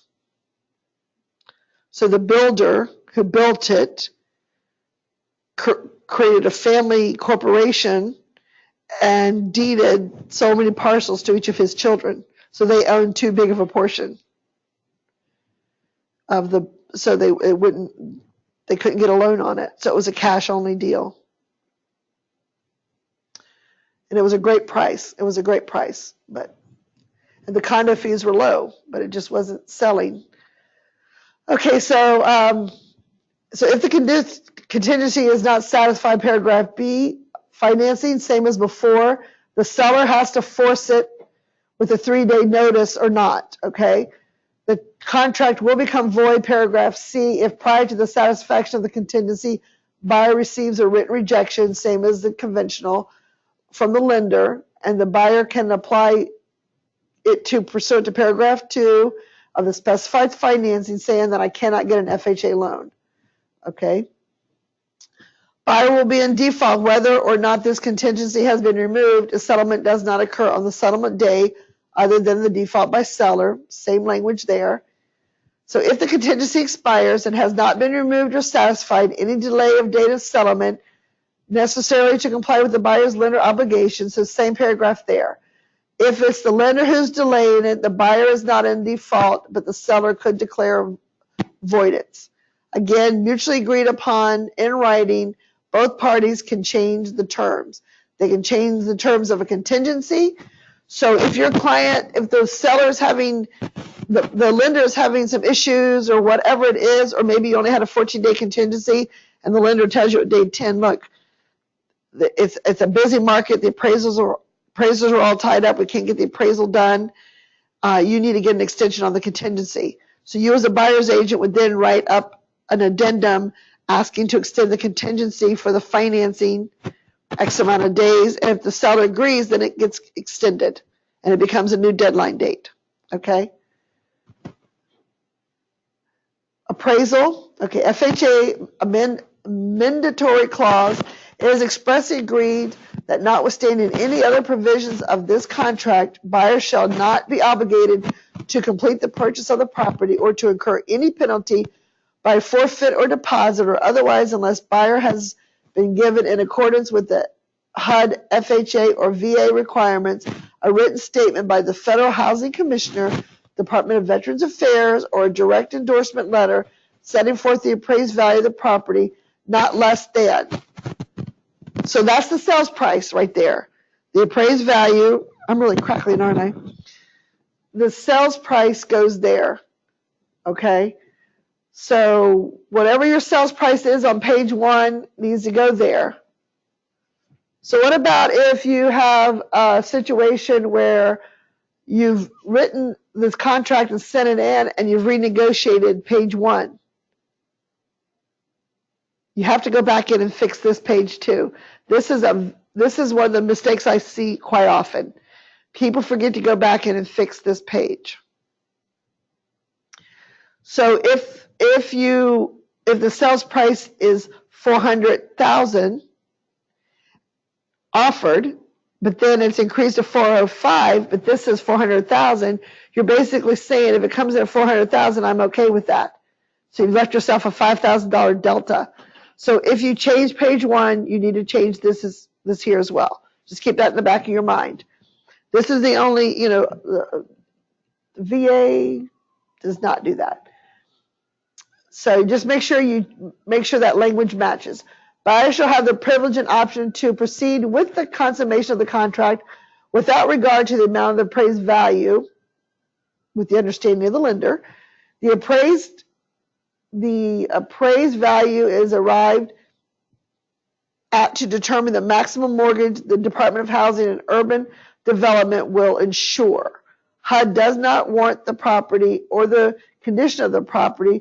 Buyer should satisfy himself or herself that the property and condition of the property is acceptable. Okay? The dollar amount to be inserted in the mandatory clause is the purchase price as stated in the contract. If buyer and seller agree to adjust the purchase price in response to the appraised value that is less than the purchase price, a new mandatory clause is required. So you don't have to rewrite the whole document. You go in and you cross through it, and then your client's initial and the seller's initial. Okay.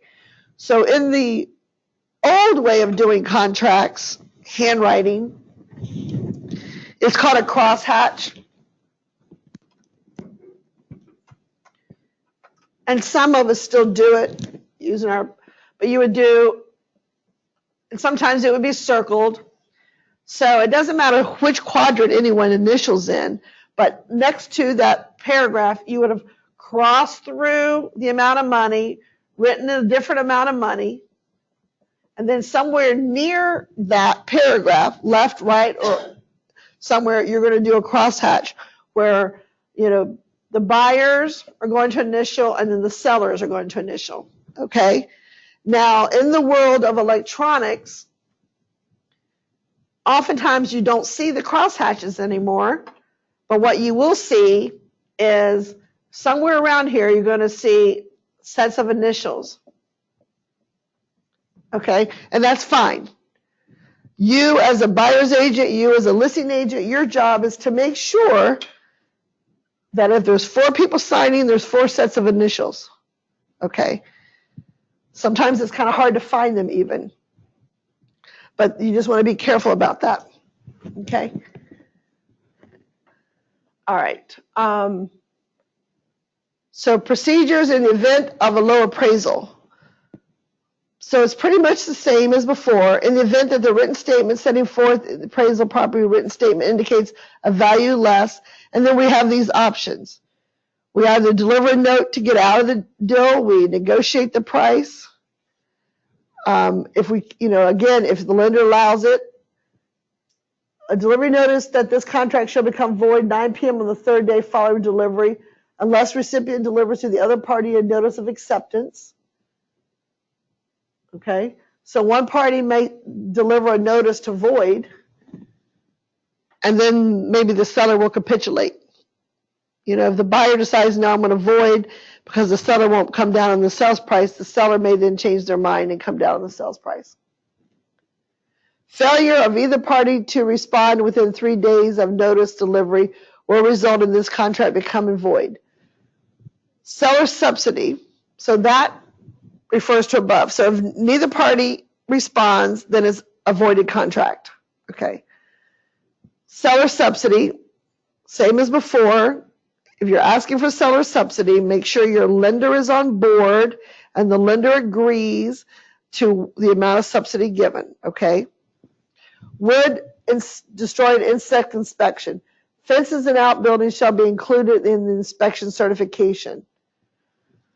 So if your client's buying a house in Manassas and there's a dilapidated shed out back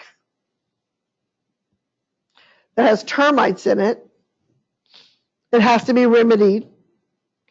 If it's torn down, the ground has to be treated. The house itself may not have termites, but the shed does. Okay? It's covered under that inspection, and it's the reseller's responsibility to correct it according to the contract. Okay.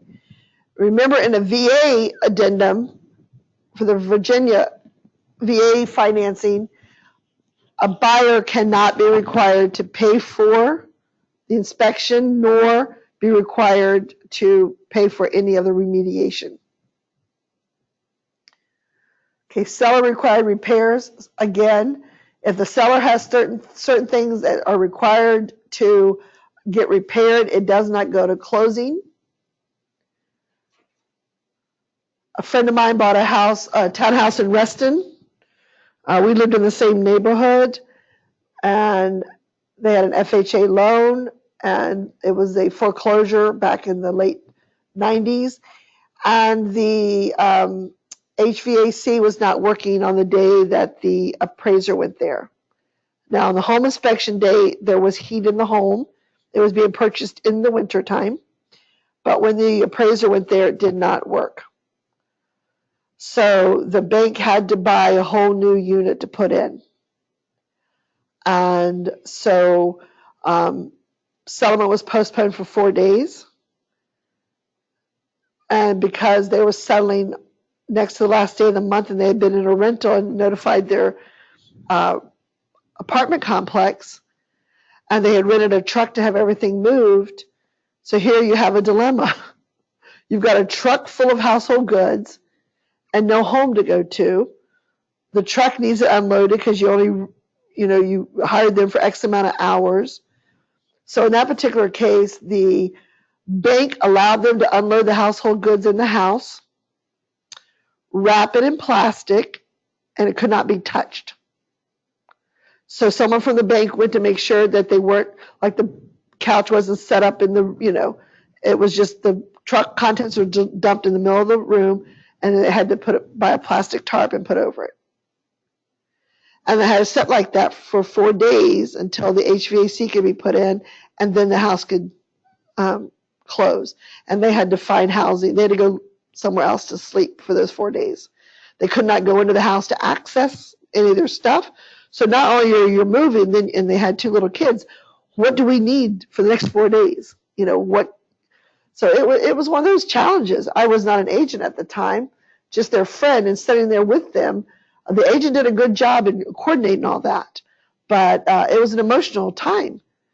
Fortunately, they had friends that took them in, and they were able to live with someone for 4 days unexpectedly. But anyway, it does happen. So things like that, when postponements happen, what's all involved? There's a ripple effect. Sometimes there's, trucks are being ordered, movers are being ordered. All that can make a difference. So when you're not communicating from one party to the other as you're leading up to the closing, and things are found out at the last minute, it can cause a lot of angst. Whereas if the seller knew that the buyer was going to be delayed 2 or 3 days, then they could make arrangements accordingly. Okay? So FHA required notice.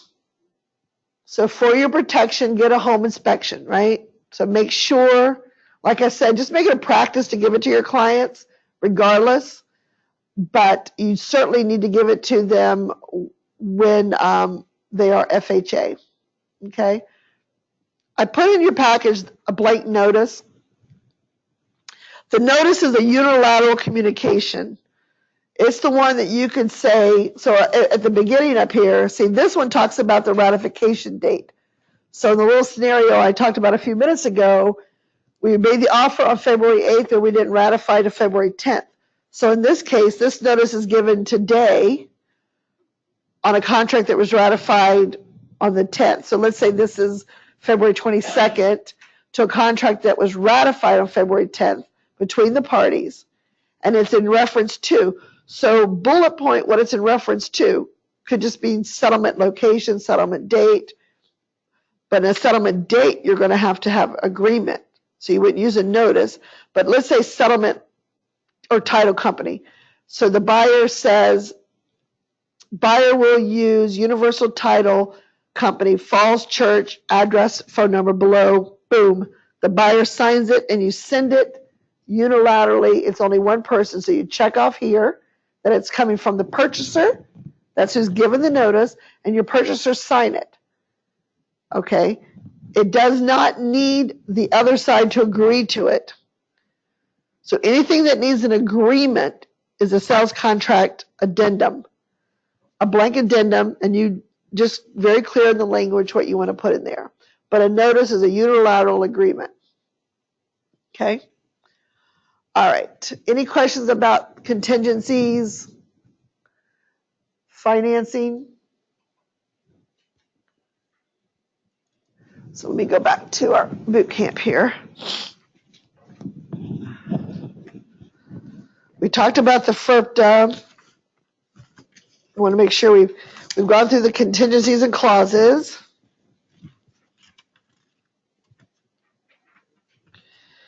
Okay, so on the last page of 116, you guys want to open the last page up for 116. Well, it's not the last page, but it's the walkthrough.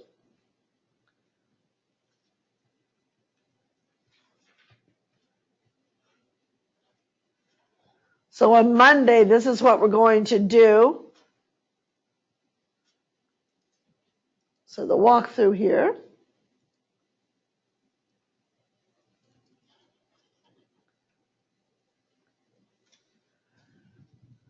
Okay, walkthrough, inspection, and see it says inspections, okay? Because you're allowed to do more than one. So in accordance with the sales contract ratified on, right? So this is a ratified one. Walkthrough inspections of the property were made on, so what are the dates you made the inspections? The following existing items were inspected to determine if they are substantially in the same physical condition as the dates specified in the property maintenance and condition paragraph of the contract, except as otherwise agreed. The following list is not intended to be exhaustive. Buyer may wish to inspect items not listed below. The following existing items were inspected and found to be noted below. So here are the inspection items. So if you're doing a walkthrough with your client, do you think you want to make sure that the dishwasher is working on the day that they're going to go to settlement or within a reasonable amount of time? So it could have been working at the home inspection 3 weeks ago, but it may not be working. So you are permitted and you should go through and test the systems. Now, if it's in the wintertime, you're not going to test the AC, and nor could the home inspector. Okay.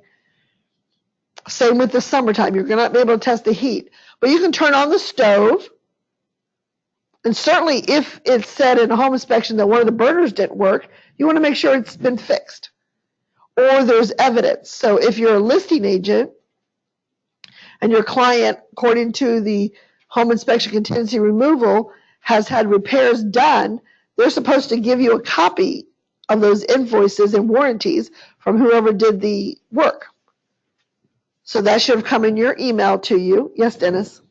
So going back to the whole, you can't check the air conditioning in the winter or the heat in the summer. Why not? Because you can damage the system.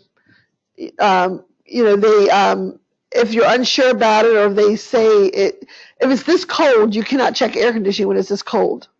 It messes the compressors and stuff up. So you don't want to jack the heat up to 85 degrees and then turn the air conditioner on because the compressor is still outside. I mean, there's no reason you shouldn't be able to check the heat up time of year. Well, yes, but again, they can check it. There's ways that they can do and check the system, depending on what it is, but they're not going to put the air conditioning down on 60 and then turn the heat on and time it. Yes? Well, I was renting and the house was for sale, and the inspector came in, and I had to leave, and it was in Virginia Beach in June, and they turned the heat on that house, and I was so mad. Right. Yeah, and then we got to pay for it. Yeah, they're not. That was allowed, They're really not supposed to do that, right? And if you do, and that's like, so Donna Frio, if they walk into a house and they see that the ambient temperature is set in there for 72, no matter what time of year it is, when they leave, that's what they put it on. They put it back to where it was. When I sold my house last April, we walked in and my heat was set on 85 because that's what the agent did. And her home inspector, they turned the heat up to 85 in April. I could not believe it. It was just, and they set all over my bed too. My daughter was just indignant. we only had 3 different groups in the house, and we walked into the bedroom after the 3rd one, and they had literally taken the comforter, the sheets, and the blankets and had moved them up off the bed, and you can see that bodies had been sitting on the bed. That's a no-no, guys. That's just rude. You can complain, but there's not much. I mean, your hands are, my daughter, she goes, I feel so violated. And we did in a way. And then the heat being up to 85, and the agent had the audacity to say, well, I wasn't there when my client did. I'm like, really? Exactly. That's why I said, why weren't you? The house is only 1,300 square feet. How could you not be there when someone was tampering with, and it wasn't even the home inspector, it was their client. We hadn't even had a contract yet. These are just people, agents walking. They shouldn't have been in there. Right. Well, it was a central lock, but the agent was in another part of the house while one of the buyers were wandering around. In an occupied home, that's a no-no. You don't sit in one room talking to the wife while the husband has free reign to wander around the house, but it does happen because that agent was not doing their job. But they left evidence behind. 85 degrees. Yeah, it wasn't even a home inspection.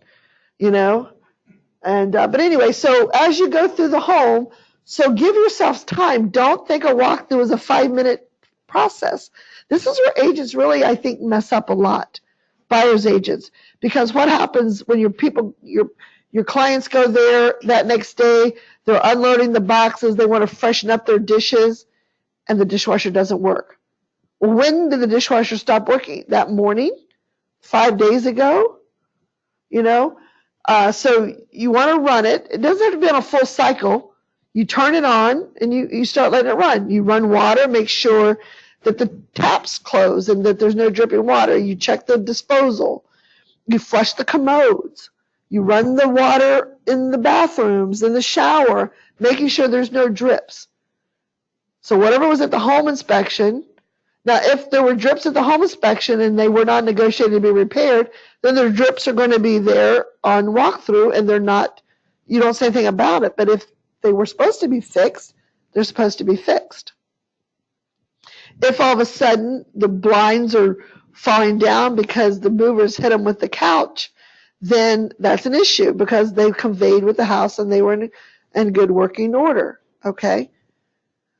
So if you told them that you wanted the satellite removed and it's still out there, or there's an antenna on the house, okay, they have to go get it off.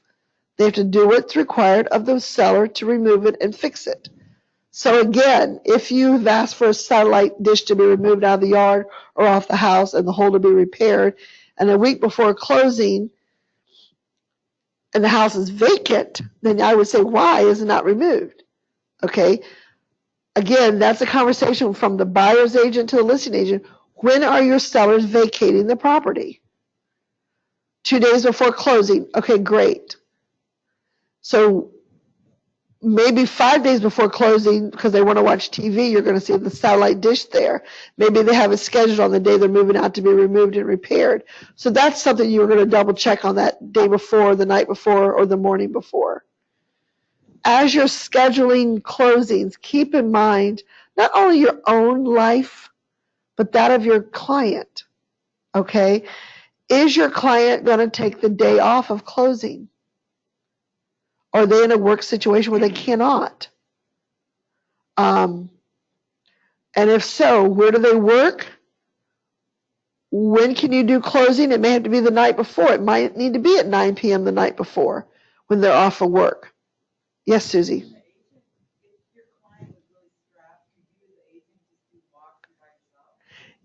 Susie's question is, could the agent do the walkthrough by themselves? Absolutely, with your client's permission. I would get a written permission that you're allowing them to do it without them being present. That way you're covered. I would be very thorough during my walkthrough. Right. But you working with your client. So if your client works downtown DC, okay, and they want, and they say, well, yeah, I get off work at 2, let's make a 3 o'clock closing. Is 3 o'clock sufficient amount of time for you to get from DC to City of Falls Church? Sometimes, sometimes not. So you might suggest, well, can't we do a 4 o'clock? Okay. And then, or if they live in Manassas, and is 9 o'clock a good closing time? If they have a spouse and they're HOV and you're going to see the house the night before, which could be in Alexandria. So, again, you start becoming a dispatch specialist, what's the best time? But as you're putting your contract together, you think about the day of the week and you ask your client. Oh, I always have, they work at the Pentagon and they have a joint staff meeting every Thursday from 10 to noon. Well, that's not probably a good day to close on then, right? It's too tight. Ask them, are you planning on taking off around your time of closing, day before, day after? A lot of times people will tend to take off after closing and not necessarily on the date of closing. So all those things come into play. We've talked before about how the end of the month is a hugely popular time for people to move, because that's the renter mentality. So moving in the middle of the month sometimes can save your clients some money, and you can tell them why, depending on where they're coming from and how they can, get out of their lease situation. So all those are factors in finding a settlement date and a settlement time, a walkthrough date and a walkthrough time. So on Monday, the person, I'll ask for volunteers. We'll see who shows up on Monday. And then if we don't have volunteers, we'll draw names. But the buyer's agent and the buyers are going to do a mock walkthrough. I'm going to tell you what's wrong. You're going to complete your sheet. You're going to share it with the listing agent. And then you guys will negotiate how to get to an agreed upon thing. So here, if there's any remarks you want to add, again, if you need more space, then you can say see reverse side and write on the back page. If you want another sheet of paper, you can certainly do that. If discrepancies are noted above, the parties agree to. So here it goes. What are we going to agree to? The seller is to correct the discrepancies without escrow. So is there sufficient time on that day of closing or the day before closing for seller to correct the discrepancies? It could be a simple discrepancy is that they haven't taken the trash out. Or they were being nice and left all their paint in the shed. Now, if I represent a buyer, I'm going to say, okay, this is fresh paint. Do you really want that paint? Because you have to dispose of it. You can't just put it in your trash. It's costly to dispose of it. Not depends on where you're living, really. One of the things you can do with paint, by the way, is you get a bunch of newspapers, you pour it out on the newspapers. Once it dries, then you can throw it in the trash. But as long as it's wet, it has to be disposed of as hazardous material. Yeah, let it set and dry forever and a day, yes. You can also get, there's a mix. You can dump in the paint that will dry it out. You can get it at Home Depot. Right. So, yeah, that's another option. But it is, do you want your buyer to have that on their shoulders to deal with? So I always ask my buyers, do you really want the paint? If not, let's make the seller get rid of it. So you're starting off with a fresh, clean storage unit, basement, utility room, or whatever. And the listing agent comes by and puts it in their car and cries for weeks because they're stuck with that paint, right? It does.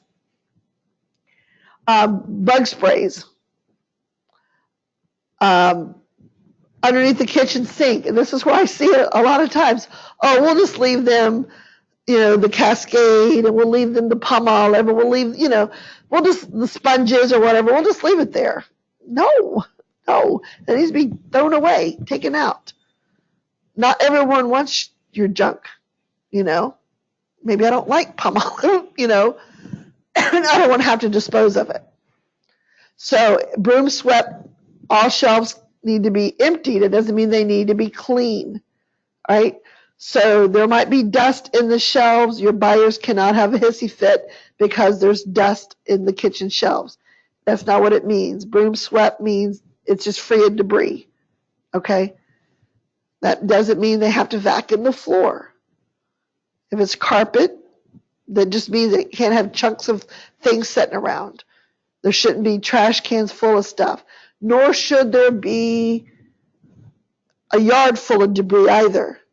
So fortunately the buyer accepted it. I had a seller who, she lived in the city of Fairfax, and city of Fairfax comes by, you call them, and because your city taxes pay for picking up trash and stuff, and when you have a large amount of tree debris or whatever, you just call them and they come by in a couple of days and pick it up. Well, she decided to be nice to the people and have her gardener finish cleaning out stuff and just put it at the front of the house. So you pull up for the walkthrough and there's 20 feet of yard debris. And they're really upset about it, and she says, oh, they'll be there tomorrow to clean it up. So we signed an addendum agreeing that Fairfax City did not show up on the next day to clean it up. She would pay to have it removed the following day because they were not sure. They had no assurance that it was going to happen. I didn't even know she was doing that. So I was a little shocked when I got the call in the picture. It's like, okay. So seller to credit the buyer. Again, can the buyer take a credit?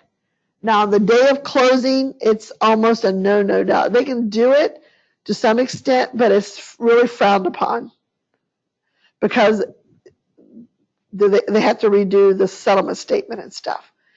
And your seller cannot give your buyer cash at the table.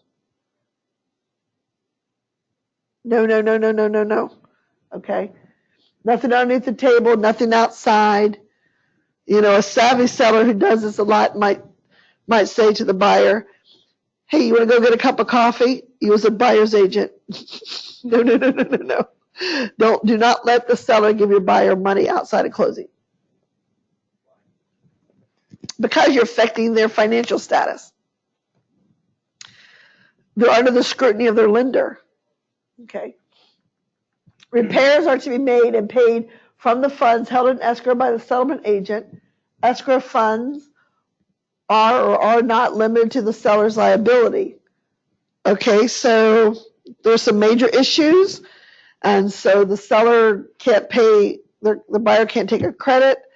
The seller has to pay for it. It's got to show up on the HUD-1. So the title company has to pull everything back. They have to redo the HUD-1.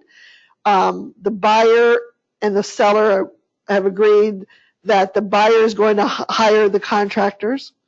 Since the buyers are going to be living in the house and taking possession of the house, so the buyer is going to call someone in. They've got to go do an estimate. They've got to give them an invoice, and then the title company is going to hold it. So the settlement statement, like I said before, could say XYZ Plumbing Company, $1,500, based on the invoice that XYZ Title Company sent to Universal Title, for example. So David's got an invoice that says XYZ Plumbing Company is due $1,500 when they finish this job. The buyer has to agree that the job has been done, and then a document will be signed that releases the escrow that David sends a check to XYZ Plumbing Company. Okay. Some funds are not allowed to be in the buyer's name. Again, it affects their ratios with their lender. The title company may write a check out to XYZ Plumbing Company and give it to the buyer because the plumbing company is coming out tomorrow, and that's acceptable. They can do that, and David can talk more about that on Monday. So, any other questions? Anything? When we should do the walkthrough? Well, again, if you have a lot of things so the question was, when do you do the walkthrough? If you have a lot of items that are on your home inspection that had to be corrected, repaired, replaced, you should probably do 2 home inspections. That's really the best to do. Talk to the listing agent. What's the status of the home inspection repairs? I haven't seen any receipts come from you. Have they been completed? Oh, yeah. They're in the kitchen. They're just laying there. Okay, could you shoot me a copy of them, so we can see them? When is the seller leaving the property? We want to come by and check that the things have been repaired. So the seller may or may not still be in the property when you go by, but you can go as early as 7 days prior to settlement, but 4 to 7 days in that time frame, just to make sure those items have been fixed, repaired, replaced. And then, depending on the time of the closing, the location of the settlement table, and the location of the home itself, whether you go the day of or the night before and do one final. If the house is vacant, the sellers have moved out, then go the night before if you can. But again, that's what I'm talking about. All those factors coming into play. Who works where, who has to pick up kids when, where the house located is, traffic. So all this becomes part and parcel to your thinking processes. And when you're first doing this the first time or two, you may not be used to driving in eastbound traffic in the morning where your client is.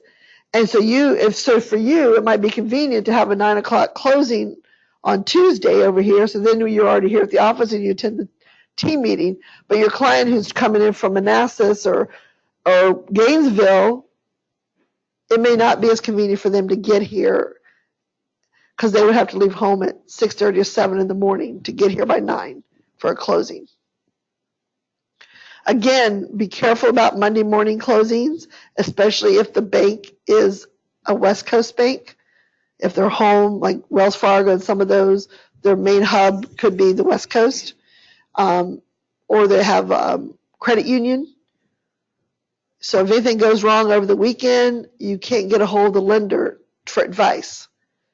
Where Tim and Ed and Rich and them, you're going to be able to call them on Sunday and say, hey, this just came up at the walkthrough.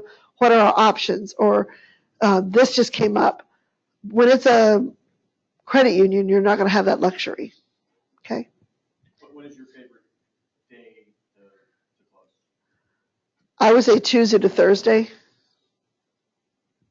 I don't like Friday closings, and I don't really like Monday. And I've seen it from a lot of times from the rental perspective as well. If there's going to be an issue with utilities, it's going to be on that day that you've closed on a Friday. Which, thank you for making me trigger my mind. Utilities. The contract says the utilities have to be on in the home throughout settlement. Okay? Which means the seller is responsible for the utilities on the day of settlement. So as you represent a seller, you say to your seller, please have the utilities taken out of your name the day after settlement. So if we were settling today, the 8th, I would say to my seller, please have the utilities removed from your name on the 9th of February. Ask them to have them transferred from their name on the 9th of February. Now, as a buyer's agent should be saying to their client, please have the utilities put in your name on the day of closing, the 8th of February, okay? So if everything is good and the seller's done their job and had them removed from their name, not closed down, when you tell Washington Gas you want to close an account, they're going to come out and physically close it. Okay. You want to transfer your name out. Say, I'm moving. You tell your clients, you say to the utility companies, I'm moving and I want the utilities out of my name on February 9th. The buyer should be calling to tell you to put them in their name on the 8th, but I just want them out of my name on the 9th. Okay? That also gives you an extra day should something goes wrong. If you're closing on a Friday, then the day out of your name is Monday. Okay? Everything is on, right. And it's supposed to be. And you don't have to close if you're doing a walkthrough and the gas is not on, you shouldn't close because you don't know if it's the appliance that's got the problem or the gas has been turned off. And why was it turned off? Right?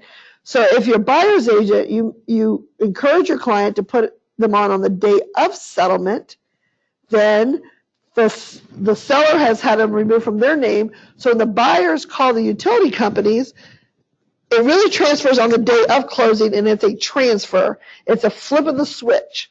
It goes from account A to account B. There's no physical turn off and turn on in Virginia. Now in Maryland and DC, they need to do meter readings and different things. Yes. So it just said there's no physical shut off. Usually. So the end of my townhouse row, Fairfax Water, they come out and turn off the water. The new guy has moved into the house. He's standing out there kind of yelling at the guy going, why are you turning off my water? I called 20 minutes later, the guy was back to turn it back on because he had then gotten the order to turn the water on. Because they use the words turn off and turn on instead of transfer. Couldn't tell you who told what to who. Right, with that. It's not a happy camper. Exactly. Right, so that's why encourage your client to use the word transfer. Certainly with rentals. Same thing, I use the same policy with rentals. I say to the landlord, look, you do not want your client your new tenant to show up on Friday night, and for whatever reason, either they forgot or the company messed up or whatever happened, that they do not have utilities until Monday. So leave them on through the weekend. It's a minimum amount of money you're paying for those few days. So that happened with one of our rentals about 2 years ago. It was in the wintertime, and I told the client, the landlord, to use the term transfer, but he said to Washington Gas, cut off. So they cut it off. Well, yes, but it's on a Friday night when all this is found out. So, where the buyers made the tenants made their mistake because they were told to have them on that day. But the husband thought he knew better, and he did it for the following business day. Even though we had an email telling them that they needed to do it on this day, the husband thought he knew better, and he did it for the next day. So they were 3 days with no heat. They couldn't move in. They brought their stuff in, they couldn't live. It was cold, and that's what happens. So again, as agents, these are not your fault. You've advised the clients, because you can't make these phone calls anymore. Years ago, in the early 2000s, as agents or transaction coordinators, we made those phone calls all the time. We would set up the utilities, turn off and turn on, but now it's very strict. The identity theft and all that has made stuff like that almost impossible. But that is on your client's responsibility to take care of, but it's on your shoulders to remind them. So I calendar 2 weeks out. I send them a utility list. I'll give you guys that tomorrow. The utility list for the areas around here with the phone numbers and stuff. Because someone could be moving in from an area that they're not familiar with the names here. In some pocketed neighborhoods, is only one. It might only be Comcast. It might only be Cox. Some areas you have a choice. You might have a choice between Fios, Cox, and Comcast, but not every area is like that. Okay, so little things like that as you going into your real estate career, to see how every deal is a little bit different. The way you talk to people and the way and between agents and stuff, it's all just a little bit different, and little hints about timing and stuff like that. Your own schedule. Always if you're someone who's barely on time, you need to start changing that right now. You will lose clients for not showing up on time.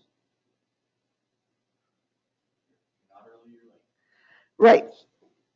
My very first job, fast food, up there where the McDonald's used to be at Geno's.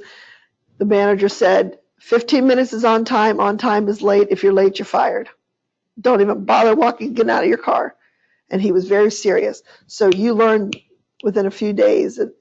And around here, you've got to account for traffic. You really do. So are you guys all going to be here Monday? So I at least have 5? Okay. Please, you guys online, if you're in town, please join us Monday. You'll really benefit.